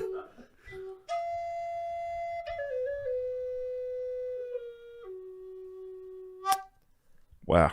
Yeah, man. You really got those endings down. Nice. You got it. I like it. Pop. You got to pop it off. All right. Thank you for listening to our podcast. Yeah, man. James Fox, welcome. Thank you so much for coming on, man. Thanks for having me on. You have your new documentary, The Program, I believe. Yes, it drops. It dropped today. Dude, that's dropping crazy. right now. How about the timing, dude? You couldn't have planned that better with the goddamn fucking... I literally Drones had an flying. Air Force colonel text me and he goes, "So, what's up with the promotion? You managed to get a full-on alien invasion on the release of your film. How did you coordinate that?" Hey, man, there's just larger forces at play, so that's all that is. Yeah, no, Thank God. I welcome it. I mean, you know, For sure. within reason. Yeah, for sure. So I don't want people to panic. Yeah, well, dude, here's I'll. So to be honest, I was watching the documentary last night, and I was just like on the way to a holiday party, and I got really stoned from a vape pen, I haven't been smoking like that, and I was just like launched, and I started watching your documentary, and I just started bugging out. I started thinking about just the vastness of the cosmos, and just kind of the the inevitability of there's got to be some other sort of consciousness or life form out there. And it's like I was bugging. I was like with my wife, and I was like, "Dude, turn it off! I'm freaking out right now." At what point did you turn it off? When we got to that the NASA conference or before? It was before that, but we were. I just started thinking about it because it was all these like, there's these like Congress meetings and all these people, and it was like the line that I don't know if it was from that or someone said it, but it's like, why would these people put their credibility at risk for no reason? No, come on. There's a there. Yeah, so it's like, and so just tell us a little bit about the documentary. How did you get into all that, and like what kind of like launched you into identifying the UAPs now, not UFOs? Yeah, well, yeah. So UFOs, unidentified flying objects, and it went to UAP, unidentified aerial phenomenon, and then it because they're coming in and out of the oceans as well, they changed it to unidentified anomalous phenomenon. That's where we're at right now. To me, it's like they're just making it harder and harder to say to obscure the truth. That's what I'm coming. It's like you unidentified alarm. I can't even say it. So I'm like, now I'm out of the race. And UFOs had a bit of baggage. There was always sort of that knee-jerk reaction when you mentioned UFO. So I think they wanted to kind of, steer away from that. Yeah, it was stoner stuff. Yeah, get into the UAP stuff. And it was really funny. I think it was today or it was last night. Senate Majority Leader Schumer is being like hammered in the press. I don't know if you've seen it yet or not. And the guy's like, you don't know what it is. Therefore, it's a UAP. You wrote the legislation. Don't you remember? Like, he's like, well, we don't know what they are. Therefore, it's a UAP. He was probably so blazed when he wrote the legislation. They want to say drones because UAP has people freaking out. Charged, yeah. And it's so funny, too, because they're going, well, we have absolutely no idea what it is, but everyone's fine. Everything's safe. There's nothing to worry about here. Sure. So there are just like tons of drones popping up and everyone's freaking out because nobody knows whose they are. I initially, on first look, I was like, oh, it sounds, conventional because, UAP demonstrated technology that's sort of light years advanced from anything we have. But then I started doing a little deeper dive, and I'm hearing reports that they're evading the military, radar, FLIR, they go dark. They have a loiter time of hours and hours and hours. Then the Coast Guard reported being followed over the ocean. I mean, it just something weird is going on. I don't know exactly what it is or who's behind it, but people are scratching their heads. That would be crazy if it truly was like an alien consciousness, but this was their like mall kiosk of them like flying around holiday toys and being like, check this out. And everyone's freaking out. Watch us freak out the humans. Look at them run. So just take us through. You don't have to obviously give the whole documentary away, but it's like, how did you get into that? And like to what depth does this whole phenomenon go? Because like you were saying, when I grew up, it was just like aliens, and you'd get a poster with black lights of an alien being like, peace, man. Right. But yeah, the more you hear about it, like they just came out of nowhere. Like the government, I feel like a couple years ago was like, oh, by the way, aliens are probably real. And everyone was just like, what the fuck? What are you guys doing right now? Yeah, well, I mean, so how that came about, I'll back up a little bit and tell you how I got into it. And I had a father who was a journalist. He was a quadriplegic with MS. And so at a very early age, I was traveling around the world with him because I was his legs, I was his chauffeur, I was his nurse, his secretary, we just traveled together. He was a mainstream journalist. We interviewed people like Stephen Hawking and race car legend Dan Gurney and just did a lot of cool stuff together. And so I had a sneak preview into journalism pretty early on in my life through my dad. And then I had a high school buddy of mine that when we graduated, we were 18 and we flew to Europe and we bought a used car, Renee Harris, and we bought a used car, drove from London down to Portugal. We were really close, man. We were like brothers. And then we parted ways for like a year or two as things done. He had different things going on, whatever. And then I, reunited with him. And he was suddenly into this whole UFO thing. And I was like, oh, God, Renee, man. Like, I remember thinking, I'm going to have to cut my best friend loose. Yeah. Like, this is really unfortunate, And he was talking about Roswell and UFO crash and alien bodies. And I honestly thought he'd lost his mind. I mean, I really did. Yeah. What year was this roughly? Probably 93. Yeah. Maybe 94, 93. You were looked at as crazy back then for it. And so anyway, I was apprenticing at a video production company, and I went into work, and I was telling my buddy Richard Van Sickle about it, and I had really looked up to. He was 10 years my senior and really professional, great guy. And I was like, oh man, my really good friend is like suddenly gone off on the deep end. He's into UFOs and aliens and spaceships that crashed in Roswell. And my buddy Richard looks at me, he goes, you didn't know about Roswell? I was like, how would I know about Roswell? No, I don't know about Roswell. How would I know about Roswell? He goes, well, the government actually admitted that they did recover a fly. Really? He goes, yeah, check it out. Like, they actually admitted it. And then the very people that were involved in the cover-up came forward on camera before they died saying it was original, the original press release was correct. So I was like, oh my gosh. I started looking into it. Went to a few conferences, met a few military guys, and I was like, God, maybe there's something going on here. Mm-hmm. And so I told my dad, I was like, I was doing video production at the time, and I was doing PSAs and things of that sort. And I was like, I think I'm going to do a documentary on UFOs. And my dad was like, oh my God, please, son, don't do that. Like, he literally said it's a dead end street. There's nothing to it. You're wasting your life. Please. And not only did he was begging me, he had all of my other members, because I was born in England, of the family, writing me letters saying, your dad is very concerned about you. Oh, you were getting like English letters about it. Don't do it. That'd be a tough. There's like a a scolding. Just like I've been reading Bertrand Russell's autobiography, and there's a lot of like English letters, and they're pretty. Yeah, they'll get you, man. Anyway, a stinging letter. My grandmother used to call me a rapscallion, you hooligan, you skiver, breaking into the house at all hours of the morning. Yeah, she was. So hilarious. Your whole family's my family's don't like, do it. Please reconsider. Your dad's very concerned, and I just was like, well, I'm of course being a Taurus, I'm a bit stubborn. And I just went all in, and I think it took me about 4 years. And I was at the end of it. I was like, I'm never doing another UFO doc ever again. But I sold it to Discovery Channel. It aired on Learning Channel, and I kind of got the last laugh. And then I got invited to Russia, and because I got invited to Russia, which I ended up going in the late with and meeting with generals and cosmonaut Pavel Popovich. And then I got an invitation to meet with Mercury astronaut Gordon Cooper, because I've been trying to get interviews with him on my first doc.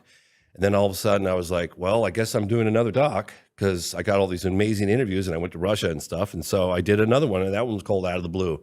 And that took me 5 years. Okay. And I finished that and I said, never again. I remember my partner was in a fetal position crying, and his wife's like, you're killing my husband. Like, stop. What was wrong with him? We were pushing each other so hard, so hard to do a good doc, right? Mm-hmm. It's like you just get to the end and I'd been there myself. You're broken. Yeah. And so I was like, well, I guess the documentary's done, because I didn't really feel like it was where it needed to be. But we were all out of steam. We were out of money. I pushed my partner to the brink of death. And his wife was screaming at me, like, so I was like, all right. So then we sold that to NBC Universal, and it aired as a 2-hour special on the Sci-Fi Channel. And then 3 years later, I owned the rights again, and I was like, oh, I'm gonna pick this back up and make it to the film I always wanted it to be. So I spent a couple more years on Out of the Blue, and I released that as a director's cut. And in the process of that, I broke a big story with the governor of Arizona, Fife Symington, who there's a very famous Phoenix Lights case that happened in March 13th, 1997. And the governor poo-pooed it at the time. And then 10 years later, I met up with him. It's like, why did you poo-poo it? You had one of your aides dressed up as an alien. He came and mocked the whole thing, and all your, constituents were upset. And he admitted that he saw it too. So then that happened and exploded in the headlines. What did he see? Oh, he saw the lights. Oh, he saw a craft. He saw a big, all connected boomerang shape. He said it must have been a mile from wingtip to wing across, because it was so big. Why did he poo-poo it though? He said that there was overwhelming fear, like people were just freaking out. Oh. He contacted the local Air Force Base, Luke Air Force Base. He contacted the Pentagon, and they all shrugged their shoulders, according to him, and said, we don't know what the hell that thing was. What? So anyway, I broke that story, and then I got. I hope you don't mind. I'm giving you a longer version of this. No, I like it, dude. Yeah. So I broke that story, and it catapulted me into the limelight. I mean, we were on all the talk shows, Larry King Live, with the governor, and I thought, gosh, this would be a really good time to capitalize on this attention, because media coverage is very fleeting, and it only happens. You're lucky if it happens once in a lifetime. So I was like, hey, let me capitalize on this and let me do an event at the National Press Club. And so I did with my friend Leslie Kane, and it was 2007, and we flew in 14 military and government officials from 7 countries and held an event at the National Press Club. And I shot the whole thing on HD, and then I ended up making a movie about that, which I sold to A&E called I Know What I Saw, and it was a 2-hour History Channel special. So then I was just like, I'm done with UFOs. Like, I'm done. Yeah. Like, and I one of the things I've learned is never say never, because I've said that so many times in the past. But then I stepped away from it for a little while. Excuse me. I did a film on the BP oil spill in 2010. And then Has that ever gotten cleaned up? Are the waters good now from that? 'Cause I think I don't know if they're gonna realize the long-term environmental impacts, because they were pumping Corexit 5,000 feet down into the oil, trying to keep it like from surfacing, because they get fined for all the surface oil. Oh, So really? if they hide it with the Corexit, which they'd never done subsea injection before, so they did that. And They just blanket it down on the bottom, basically. they dumped more Corexit into the Gulf ever before, more than they'd ever done anywhere. It was a huge lab test in the Gulf. Yeah. Oh yeah. I've been In fact- personally boycotting BP forever since that. I won't get their gas. So I think it hurts there's only 2 times where I've almost been killed. I've been threatened to be killed in all my filmmaking years. One of them was when I did the BP oil spill film. There was a fisherman. He was head of fisheries for a number of different states. And he met with me secretly, and he was giving me photographs of the fish impact that it was having on these species from the Corexit and the oil. And they had like cysts and boils and just disgusting. fuck. He gave me these photographs, and he goes, "You reveal my identity, boy, I'm gonna hunt you down and slit your throat. Do we have an understanding?" I said, "Yes, sir, we do." And he wasn't kidding. He was like, he goes, "Because I run the fisheries, I'm shooting myself in the foot along with a lot of other people, but I can't in good conscience let the people Oh, right. eat this stuff not knowing what's going on, like turn a big lab experiment." The other time I almost got shot in the face is when I was making Moment of Contact. I don't know if you ever saw that film. It's about a UFO crash in Brazil. I was there with my buddy Marco Leal for like 12 years on and off, and I made a film called Moment of Contact. It was released in 2022. Yeah, late 2022. And we tracked down a guy who'd been hiding for 26 years, who allegedly was driving the car during the second capture of a live alien. I know it sounds nuts. I'm with you. Well, hold on. Explain that. I don't know what you're talking about. It was a UFO crash Yeah. that took place in 1996 in Varginha, Brazil. I had been looking into it for 12 years. I didn't believe it when I first heard about it. In fact, I was making my first UFO documentary, my second UFO documentary out of the blue when I heard about the crash. It happened in 96. I was making it in like 99, 2000. That's when I started. I heard about it, but I was like, that's impossible. They don't have a UFO crash and live aliens walking through the town. No way. So I took 10 years before I even, like almost 10 years before I would even, actually, it was over 10 years before I would even look into it. And then I ended up spending about 12 years. But in any case, a UFO was spotted in trouble. It was a cylindrical shape object, like a cigar. It was like a aluminum kind of shape, no wings, no visible means of propulsion. It had, according to the witnesses that I interviewed, and they're all on camera, it had a gash in the back of it and had sort of a white vapor coming out the backside. And it was definitely in trouble, because all the people who claimed to have seen it said it was struggling to stay in the air. And then it eventually crashed. 2 days later, in the town of Virginia, just a few miles away, people reported these strange creatures. And then there were 2, according to the authorities and military people, that information that had leaked out, and the researchers locally, 2 or 3 of the creatures were captured. And the second capture was involving a police officer by the name of Marco Cherez, and the driver of that car, Eric Lopes, and Eric Cherez died within a couple of weeks of touching the creature. He manhandled it and took it to the local hospital. He got a weird infection and then died. Damn, dude, Yeah, really? Yeah, it's true. Hey, Do I take no a break alien there? music. Sorry about that. So the only other living witness to that second capture was the driver, Eric Lopes, who's also a police officer. And he was just driving. The other guy apprehended. Yeah, he was actually on duty that night, and they were told him be on the lookout for something strange, something real strange. They didn't say live aliens or anything like that. They just be on the lookout. We're looking for something. So he calls his buddy, Marco, who was actually off that night, Marco Cheriz, and he's like, hey, I got this weird assignment tonight. Like they're saying there's something weird on the loose, or I don't know. You want to come with me? So they team up. He jumps in the car. Off they go. They see it. It ran across the road in front of them, slammed the brakes on.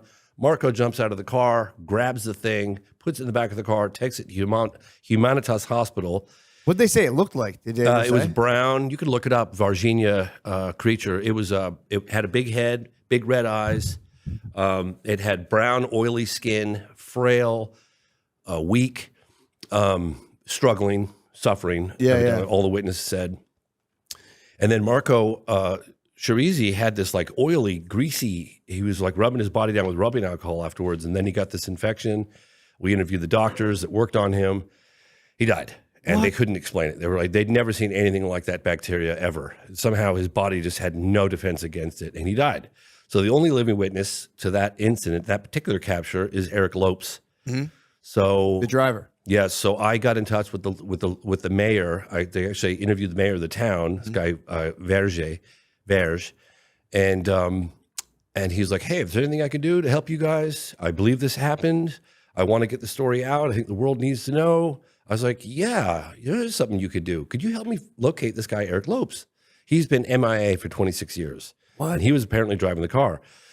So we go to his house, really spooky, right? The guy's off the beaten path. Get to his house and, that's the creature. That's it. Jesus, man. Yep, that's it. Mm-hmm.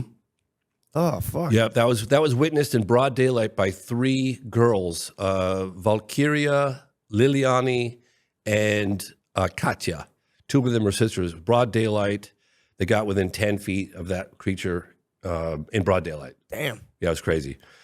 So anyway, we get to Eric Lopes' house, and he I don't speak Portuguese, but he was like apparently telling everyone, get the hell out of there, or he's going to start spraying bullets.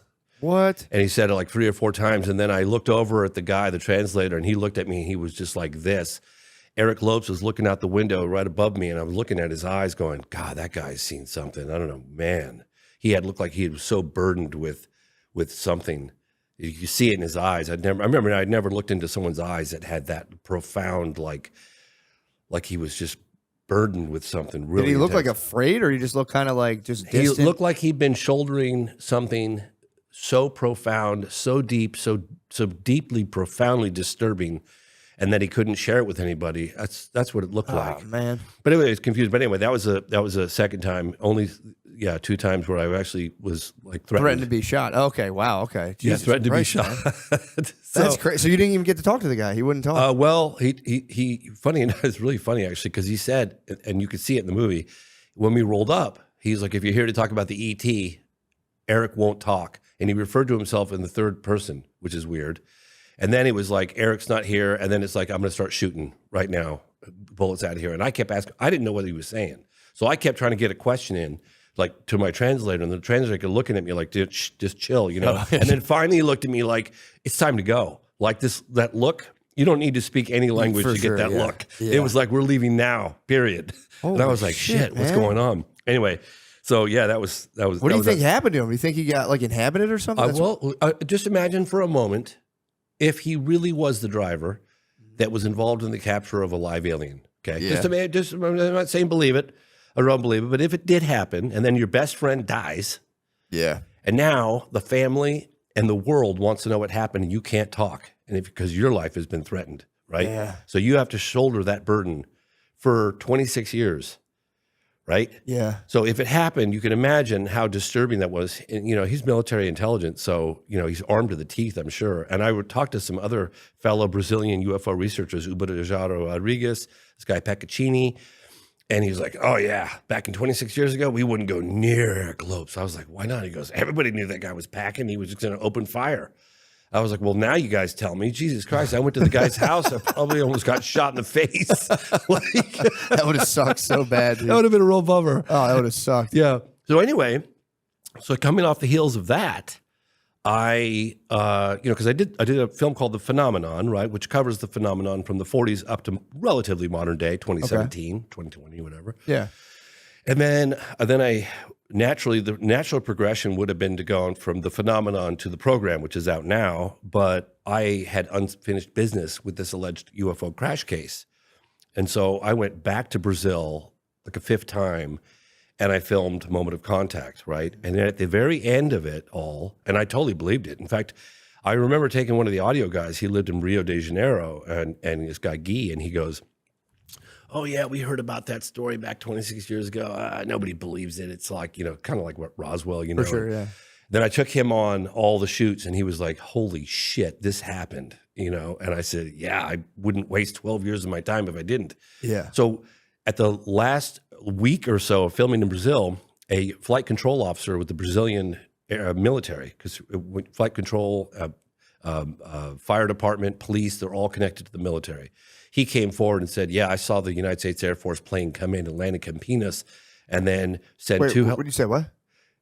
So it was confirmed the United States Air Force was involved with this UFO crash case. Okay. That the United States Air Force flew in to a place called Campinas. And then from Campinas, I know, right? I know, Varginha and Campinas, right? Doesn't get any better than that. Can you believe it? I know. Sorry. I thought my mind was just making tricks. I thought you might have known about this case. I'm sorry. Campinas and Joe Rogan talked about it for a year. Campinas. Yeah. I wish I knew about I know. So there was an alien invasion. Well, so They probably thought it was the best place ever. They're like, we got to go to Campinas, Virginia. I know, you can't make this stuff up. I know. Okay, it's so really what funny. happened? So the last time I was there after 12 years of filming on and off, a guy comes forward, and he was with flight control with the Brazilian government, military. And he's like, yeah, I was on duty that night, and I saw, this is January 20th, 1996, and I saw USAF come in. And I was like, USAF? United States Air Force, USAF. Flight come in and didn't have authorization to land. So he told some folks, like, I can't let this guy land. You need authorization. And then a higher up stepped in the room and said, let him land. Yeah. So he goes, yeah, this thing landed. Then one or two helicopters were unloaded, and they were flown to Varginha. They picked up some stuff, came back to the Campinas, loaded it on the plane, and the United States Air Force plane back to the United States. Yeah. So that was when I became aware of the fact that, wow, there probably is a crash retrieval program going on. So when I started doing the program, the film that's out now, it was almost personal for me, right? Because I had no idea. Like, I was on Joe Rogan talking about Moment of Contact in April of 2023. Well, in July of 2023, the highest level intel officer, David Grush, testified under oath to a bipartisan group of lawmakers that there is a crash retrieval program, and he found it. Damn. Yeah. So so the program kind of covers this unprecedented push for transparency on what the intel agencies really know about the phenomenon, right? What kicked that off? I was curious about that. Like, this is my thing. If things are like top secret, you have these giant kind of like, mechanisms of power controlling and hiding things. I do find it funny that they're like, you swear you're telling the truth? And they're like, you fucking got me, dude. Yes, I pinky promise. Like, it's a weird system we still do. Yeah, well, it's like, you better tell the truth. And we're like, you got me. So people think that the government suddenly had an epiphany and decided to be more transparent on the UFO phenomenon. That's not what happened. Yeah, I doubt that. Yeah, right. What happened was there were a couple of intel insiders, Christopher Mellon being one of them, former Deputy Assistant Secretary of Defense for Intelligence, along with Lou Elizondo and a handful of others, just small handful, that protested because of excessive secrecy. They found a loophole and walked some evidence from the Pentagon out on the front page of the New York Times, and that happened in December of 2017. Okay. So they can't put the genie back in the bottle, right? Yeah. So more people keep coming forward now, more people coming forward. And then Congress started getting wind. They were having behind doors meetings with some of these witnesses, and they were like, ooh, there's a there. Wow. And then they had the first congressional hearing by a guy named Andre Carson, Congressman Andre Carson. That was 2022. That had a hint of a crash retrieval program that was revealed through a memo, the Davis-Wilson memo. Then they had congressional hearings in July of 2023, and that's when it was all out. David Grush said, yeah, we have a crash retrieval program. And then recently, just a month ago, we had more congressional hearings, which I attended. And Lou Elizondo, who ran ATIP, or was one of the members on ATIP, he confessed under oath that there is a crash retrieval program. So they have been going around and scooping these things up. So there's Yes. things. So what do you say to people who are like, it's just super advanced military technology they're hiding from everybody? Well, if that's the case, that would be an even bigger story because somebody has kept it secret for over 80 years. Yeah, so, true, wow, yeah. okay, that's Yeah. cool. Yeah, no, I hear you. These things exhibit a technology that's just so beyond anything that we have in our arsenal. So, and what are the examples of like the technology that we can't really wrap our heads around? So you have objects that can hover without displaying any kind of visible means of propulsion. They can accelerate from a standstill to out of sight in the blink of an eye, right angle turns at high speeds, no sonic boom, no air disturbance, very little noise. Sometimes you'll hear a slight buzzing or humming noise, but that's it within certain proximity, some of the witnesses. And they fly rings around our fastest jets. I mean, like they make a mockery of our fastest jets. I mean, you could just talk to David Fravor about that, 2003 off the coast of San Diego. So, and I think the big secret is they don't know what it is. I mean, they know it's engineered, right? They know it's technological, but there's a psychic component to it as well. So it would be very difficult for any governing body to come forward and say, hey, ladies and gentlemen, my fellow Americans, it has been brought to our attention that there are structured craft of unknown origin whizzing around with impunity. They fly rings around our fastest jets, so we don't know who they are, where they come from, and if they turn out to be hostile, we have no visible means of defense against them. Thank you and good night. Yeah, true. Everyone would be like, fuck this. Everyone would be like, no! That's why right now, when they don't know what these drones are, they're calling them drones because drones is a little less scary than UAP, right? So they're calling them drones, but they're saying, you have nothing to fear, and yet we don't know what the hell they are. So that's a little strange, because how could you say what something isn't when you don't know what it is? Yeah, true. Isn't it funny how the people we love most are often the hardest to shop for? Luckily, there's one gift that everyone on your list is sure to enjoy, an Aura digital picture frame. Named #1 by Wirecutter, Aura frames make it incredibly easy to share unlimited photos and videos directly from your phone to the frame. And when you give an Aura frame as a gift, you can personalize and preload it with a thoughtful message and photos using the Aura app, making it an ideal present for long-distance loved ones. It's a gift so special, they'll use it every day. I mean, they want me to talk about the hunt for the perfect gift. Yeah, man, it is hard getting the perfect gift, and there's nothing better and selfless than just, giving a photo of yourself to a person. No, you're giving a photo. I'm joking around. It's the holidays. Everyone's having a tough time. Come on, please don't drop us, dude. All of our corporate sponsors are mad right now. Guys, it is nice your mother loves you so much, and your father, they just want to see your face. Just give them a picture of you and your brothers, dude, back when you were young and beautiful before you became old and decrepit. Yeah, so, I love it. My mom has one. She loves seeing it. Hey, Bill, I'm recording advertisements, dude. I know you broke your leg, but please. Yeah, so very good. Hey, guys, and if that's not personal enough, you can even upload a video message to play on the frame as soon as they plug it in. So the first thing they hear is your voice and how much you love them. Save on the perfect gift by visiting auraframes.com to get $35 off Aura's best-selling Carver mat frames by using promo code MSSP at checkout. That's AURA frames.com, promo code MSSP. This deal is exclusive to listeners, so get yours now in time for the holidays. Terms and conditions apply. This episode is brought to you by BetterHelp.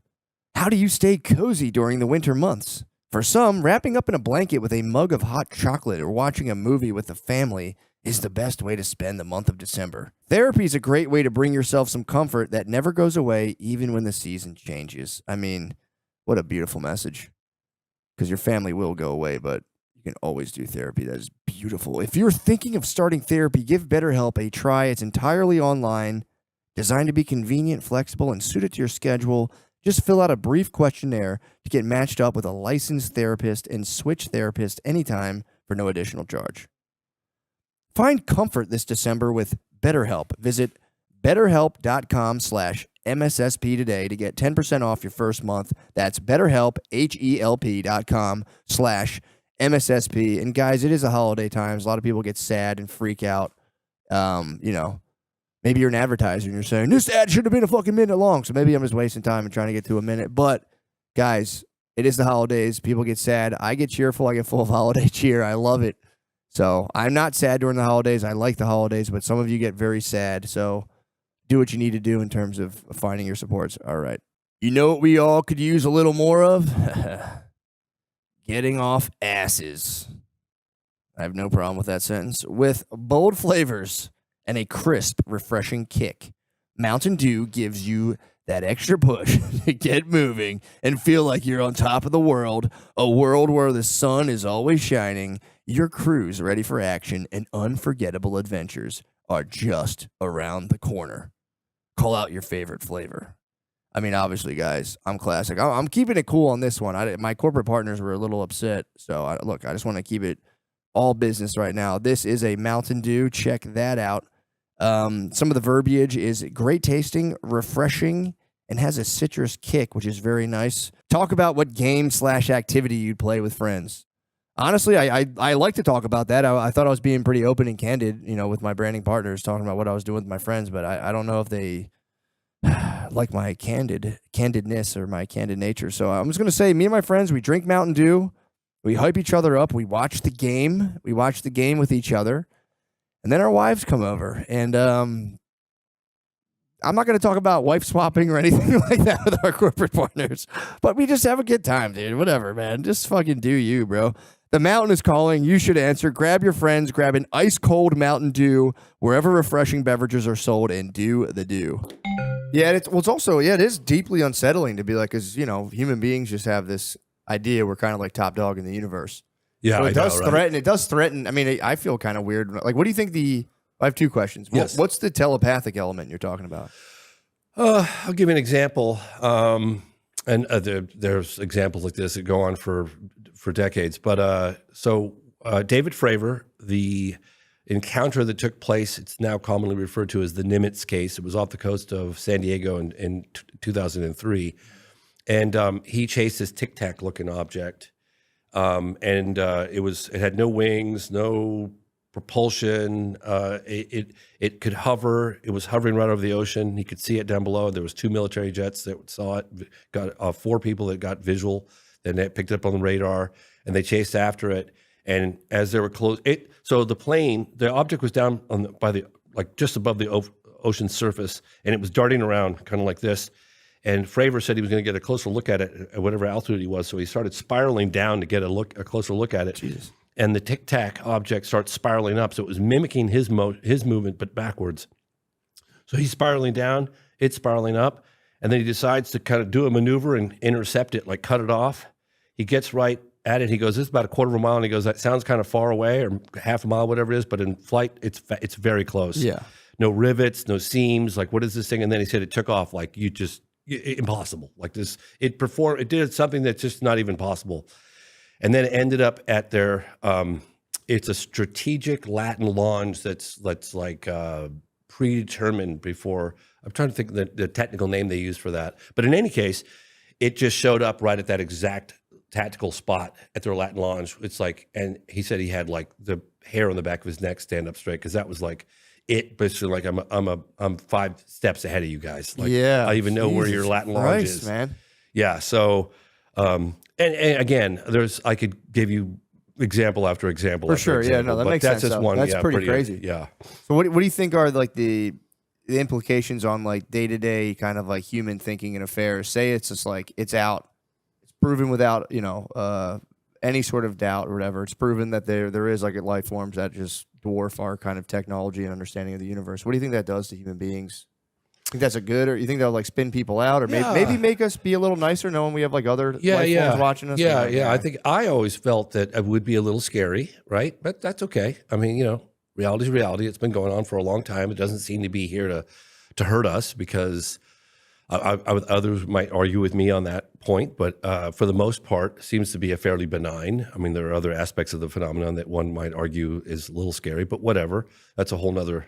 Well, I would argue. I would argue. Sorry, I didn't mean to cut you off. No, it's okay. Yeah, please. I would argue if they're that advanced, there's a huge chance they're not kind of like predacious and like, you know what I mean? Because it'd be hard to be that advanced while you're still dealing with kind of like those more animal aggressive kind of instincts. Yeah. You think it would implode like human beings? Like if we don't kind of get our kind of aggressive instincts under control, we might like blow ourselves up. Yeah. No, it's really funny actually. And to your point, I interviewed this guy, Robert Salas, who was a launch control officer during the height of the Cold War. And I think he was in charge of Minuteman missiles, but they were nuclear arms. And I'm not sure if it was Minot or anyways, one of these bases housing nuclear weapons.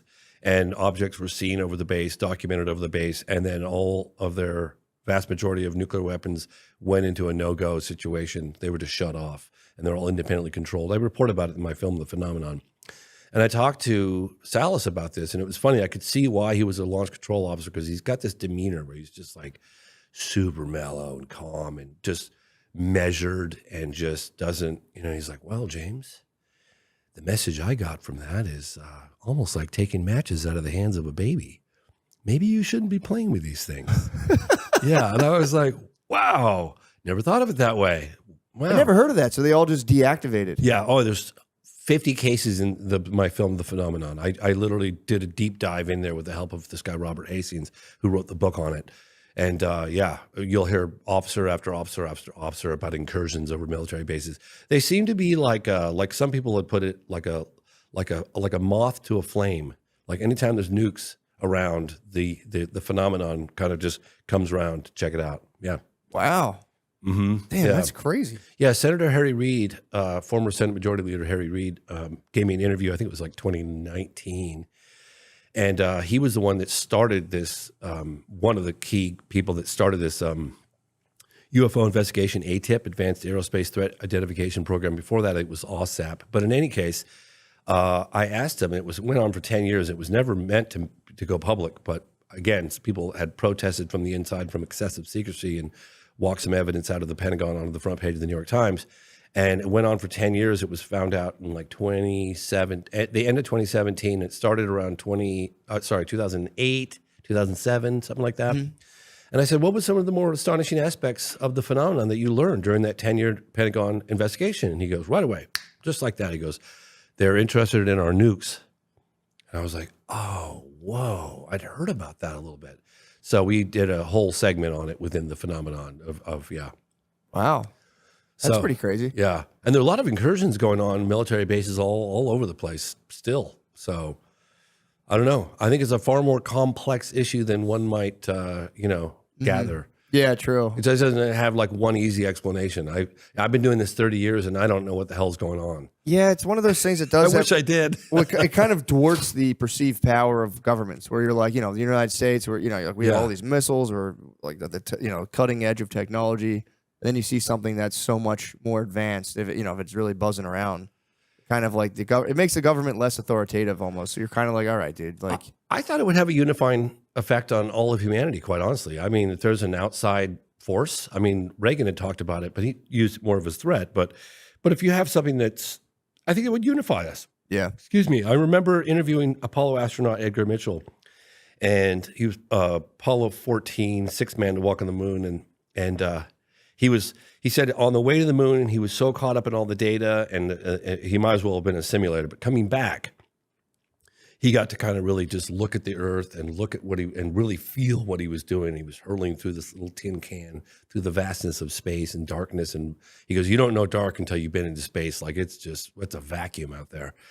And he goes, I looked at Earth and I watched it slowly getting bigger and bigger, and all those invisible lines, I didn't see any territories, and I was imagining all the wars that were taking place and all this. And he really felt, not just saw, but felt like humankind as one race, one, you know what I mean? One people kind of thing. And I think that this reality will help accelerate that.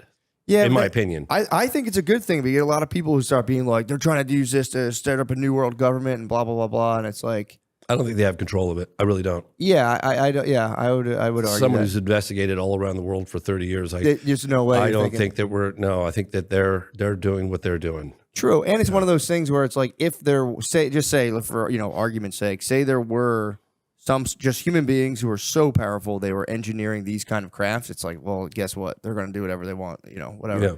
But yeah, I think that's awesome, man. I think it's pretty cool, and I think it is I don't know. I think it's good for people to have kind of shocks to their system, and I think the UAP kind of like reality of other life forms is a good shock to the system in a way. I mean, if you look at the program, you'll see refreshingly, you'll see a bipartisan effort. You'll see Democrats and Republicans working together, being civil and like really trying to get to the bottom of it. And I love that. Yeah. About that, it's uniting Congress and our elected officials, no question about it. You're looking at AOC with Tim Burchett being really kind to each other and calling each other colleagues, and it's very I love that. I think we need more of it. Yeah, because you can get so into your like hometown versus a country. You know, you're like ants on a hill. You're like, this is this huge place. Then you get a cosmic perspective, and you're like, right? Oh, fucking that's right. Nothing. They should send all politicians into space. They should. That'd be awesome. Or just give them a ton of LSD. There you go. Either or. Sure. Is it possible that this is it's us, but an ancient civilization? Like if Elon Musk or Bill Gates, if something happened now, they would just go into their bunkers, and they have huge bunkers, and their civilization would grow for thousands of years. And everybody else on top, we decelerate and we become back to cavemen. And now 12,000 years later, they're finally coming to the surface again. But it's us, just a more advanced civilization that was able to keep going. I've heard that theory, and one of the things that I'm coming to terms with is that all options are on the table as far as I'm concerned. I mean, I've heard interdimensional, I've heard future, coming back from the future. I've heard interplanetary. I've heard they're right here all along, down in our oceans and in specific locations around the world. And I can't say no to any of them. I have to keep all options on the table. And at one point jokingly said, "I'm a huge universe." I said, maybe it's all of the above. Maybe it's not just one race. Maybe it's a number of different things.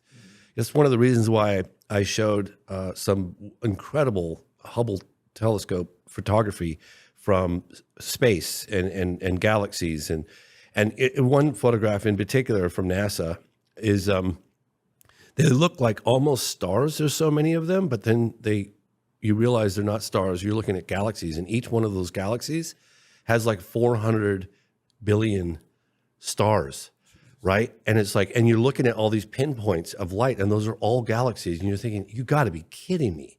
That's just incomprehensibly big, right? It's like, and we're just like, there's more stars. There's 10,000 times more stars than there are grains of sand on all the beaches in the world. It's like crazy. 10,000 times. So you can't even wrap your head around it. And it's getting bigger by the day. And now they're talking about multiverses and stuff. It's like, God only knows, man. Like, sometimes it's like, my mind hurts thinking about it. Like, I don't know, man. Sometimes when I think about the vastness and like how it keeps going on, and if it doesn't last, if it's not infinite, then where does it stop? Well, this is the thing that fucks me up. It has to be infinite, because if it were to stop, it could only stop by a sort of border. There'd have to be something on the other edge of the border, so it has to be by definition infinite. So insane. The universe really is like ruled by like dream logic. That's the only place a thing can be infinite and non-infinite is in a dream. Don't get me started, dude. I know. I was freaking out in the Uber last night. It blows my mind. Seriously, I'm just like. But you know what I'm talking about, though? It has to be infinite, because if it were finite, there'd be a bordering edge, and there'd have to be some physical thing on. You can't have something that borders that doesn't have another side of it. So it can't be it has to be infinite, otherwise. I remember one time thinking to myself, like, I have no idea why I'm here. What the hell's going on? I do that every day. I don't think we're here to hate each other. Yeah. That's one thing I feel like, come on. Yeah. Well, it doesn't feel good in your body. That's what I've been doing. It's like people say like, this is crazy. It's all airy fairy talk. It's like, well, dude, if you like just assume we're these kind of like struggling animals with nothing other than animal instincts, and our whole sense of consciousness is like, just wafting off these. It's just like this nonsense that's wafting off our instincts. It's like, to take that worldview it literally hurts your body. Yeah. So it's like, I agree with you, man. Right? I think if you kind of open yourself up to like the kind of cosmic scale, becoming basically a cosmic patriot rather than your country, or people will be mad at me for that. Like, ooh, but you can like your country, but also be like, I'm also a citizen of the universe. Absolutely. Opening yourself up to that scale feels good. I remember asking Edgar Mitchell. It was really funny because we're in the middle of talking about UFOs, and he like kind of grew up in Roswell, the surrounding areas. And so he knew all the ranchers from back in the late 40s, early 50s, actually even earlier than that. And I was like, God, I'm so sorry to ask this question of you, because I'm sure you get asked this all the time. What was it like to go to the moon? And he's like, well, James, if you'd like, I'll tell you, and so I got such a detailed description of what it was like, right down to when they landed on the lunar surface. They were hearing these meteorites pelting the skin of their craft, and they've been up basically for 3 days. And NASA's like, "You guys need to go to sleep." And they were like, "Oh no, man, I want to." They tried to go to sleep, and then they were too excited. They were like, told NASA, "We're overriding your recommendations. We're putting our suits on. We're going."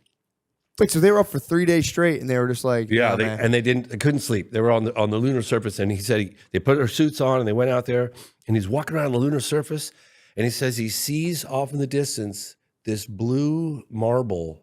I love sharing this story because it's so crazy. This blue marble suddenly rise. It was an Earthrise from the moon, and he said there it was, this oasis of life, suspended in the darkness of space, the vacuum of space, such a hostile environment around it, right? And there it rose, and he had these big gloves on, and he put up one hand, and he blocked out the entire Earth, right, from the lunar surface. And he's like, all that I know, all that I've learned, all the borders, all the people, and I'm blocking it out with one hand. Damn. Yeah, isn't that cool? Wait, so the Earth rises when you're on the moon? Yeah, Kinda he said it was an sun? Earthrise. Yeah, it was an Earthrise. Yeah, isn't that That's so fucking crazy? cool. That's so cool. Yeah, and he was like, it was like a blue marble. Like you said, it's suspended in a vastness. He goes, you don't understand the vacuum of space until you've been there. Like, it's dark, it's hostile, and there's this oasis, this life oasis. And yeah, it's really, It does suck, and it sucks to waste it just being oh just my a gosh, fucking miserable it's all, dick. it's all we got. I know, and I'm guilty of that. I can be a miserable dickhead, but it's like it really is, especially when you look at it. It's like if you look at the scale, and then you get into like the math behind like what are the if they go, all right, it all happened by chance. Well, what is like the mathematical probability of that? And it's like literally, if you were a math person, you'd be like, well, yeah, my own math proves that this happening for no reason is so statistically improbable.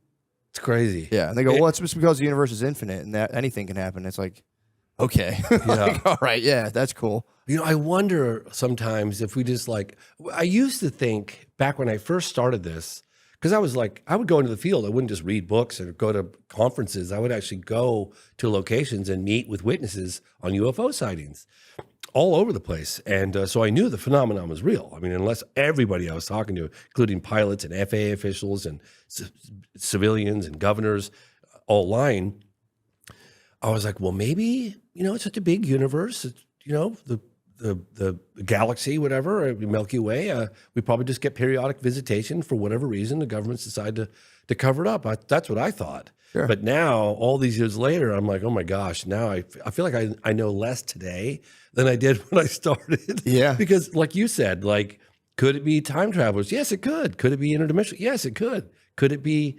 interplanetary? Sure could. Why not? Yeah. Yeah, well, you know? Tucker Carlson now is like He's freaked out. he's like big like, on I'm the done. interdimensional thing. I'm done. Yeah, he's like out of nowhere. He got tapped out. He got off of Fox, and he was just next thing you know, it was just like there's interdimensional entities, blah blah blah, and everyone's like, "What the fuck, dude?" Yeah, no, he tapped out.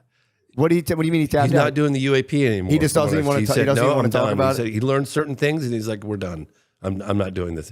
And it's funny actually because one of the things that Senator Harry Reid said to me was that they were just trying to get some of these senators to look at the data, look at the evidence, and they were so dismissive of. They said it's demonic.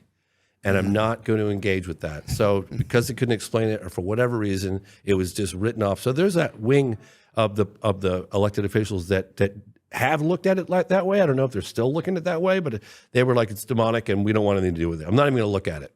Damn. That's what he told me. Yeah. Yeah, and even people within the Pentagon saying that. Yeah, I mean, it makes sense especially if you're like an older man, and typically politicians, and I would say even more so like military people. A lot of them are sort of kind of like a rigid, kind of like insulated, and like not like they're not saying like they're egoic, but it is like they have a very kind of top down way of thinking, and like stuff like this is just like there's no time for it. You know, one of the people in the part of the UAP task force, I'm not sure what year he was involved, but his name is Lenval Logan, great guy, and he goes, it's crazy. He goes, we pick up a Russian MiG or something on the radar, and it's all hands on deck. And yet, when it doesn't have any markings on it, we can't identify it. It's like nothing to see here, folks. It's like he's like, well, how could that be?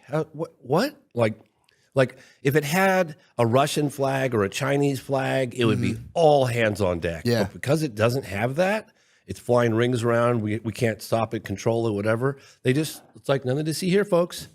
Yeah. Oh, that's kind of nuts. That's what he said. Yeah. There's got to be some sort of directive. Like I said, if you're military, there's rules for everything. So to be like, we'll get that. He's later, like, don't how worry." can that be? I was like, it's a great quote. It's one of the quotes at the end in the credit. I always like to, when I'm editing a film, I'll get a lot of what I call GMs or golden moments, and I always paint those. I color those like a gold color, and then I put them. If I can't find a place for them in the movie, I tuck them aside in my GM, basket, and then at the end of the film, I'll go, oh God, can I squeeze these in somewhere? And if I can't squeeze them in, one time I was like, why don't I just sprinkle them throughout the credits?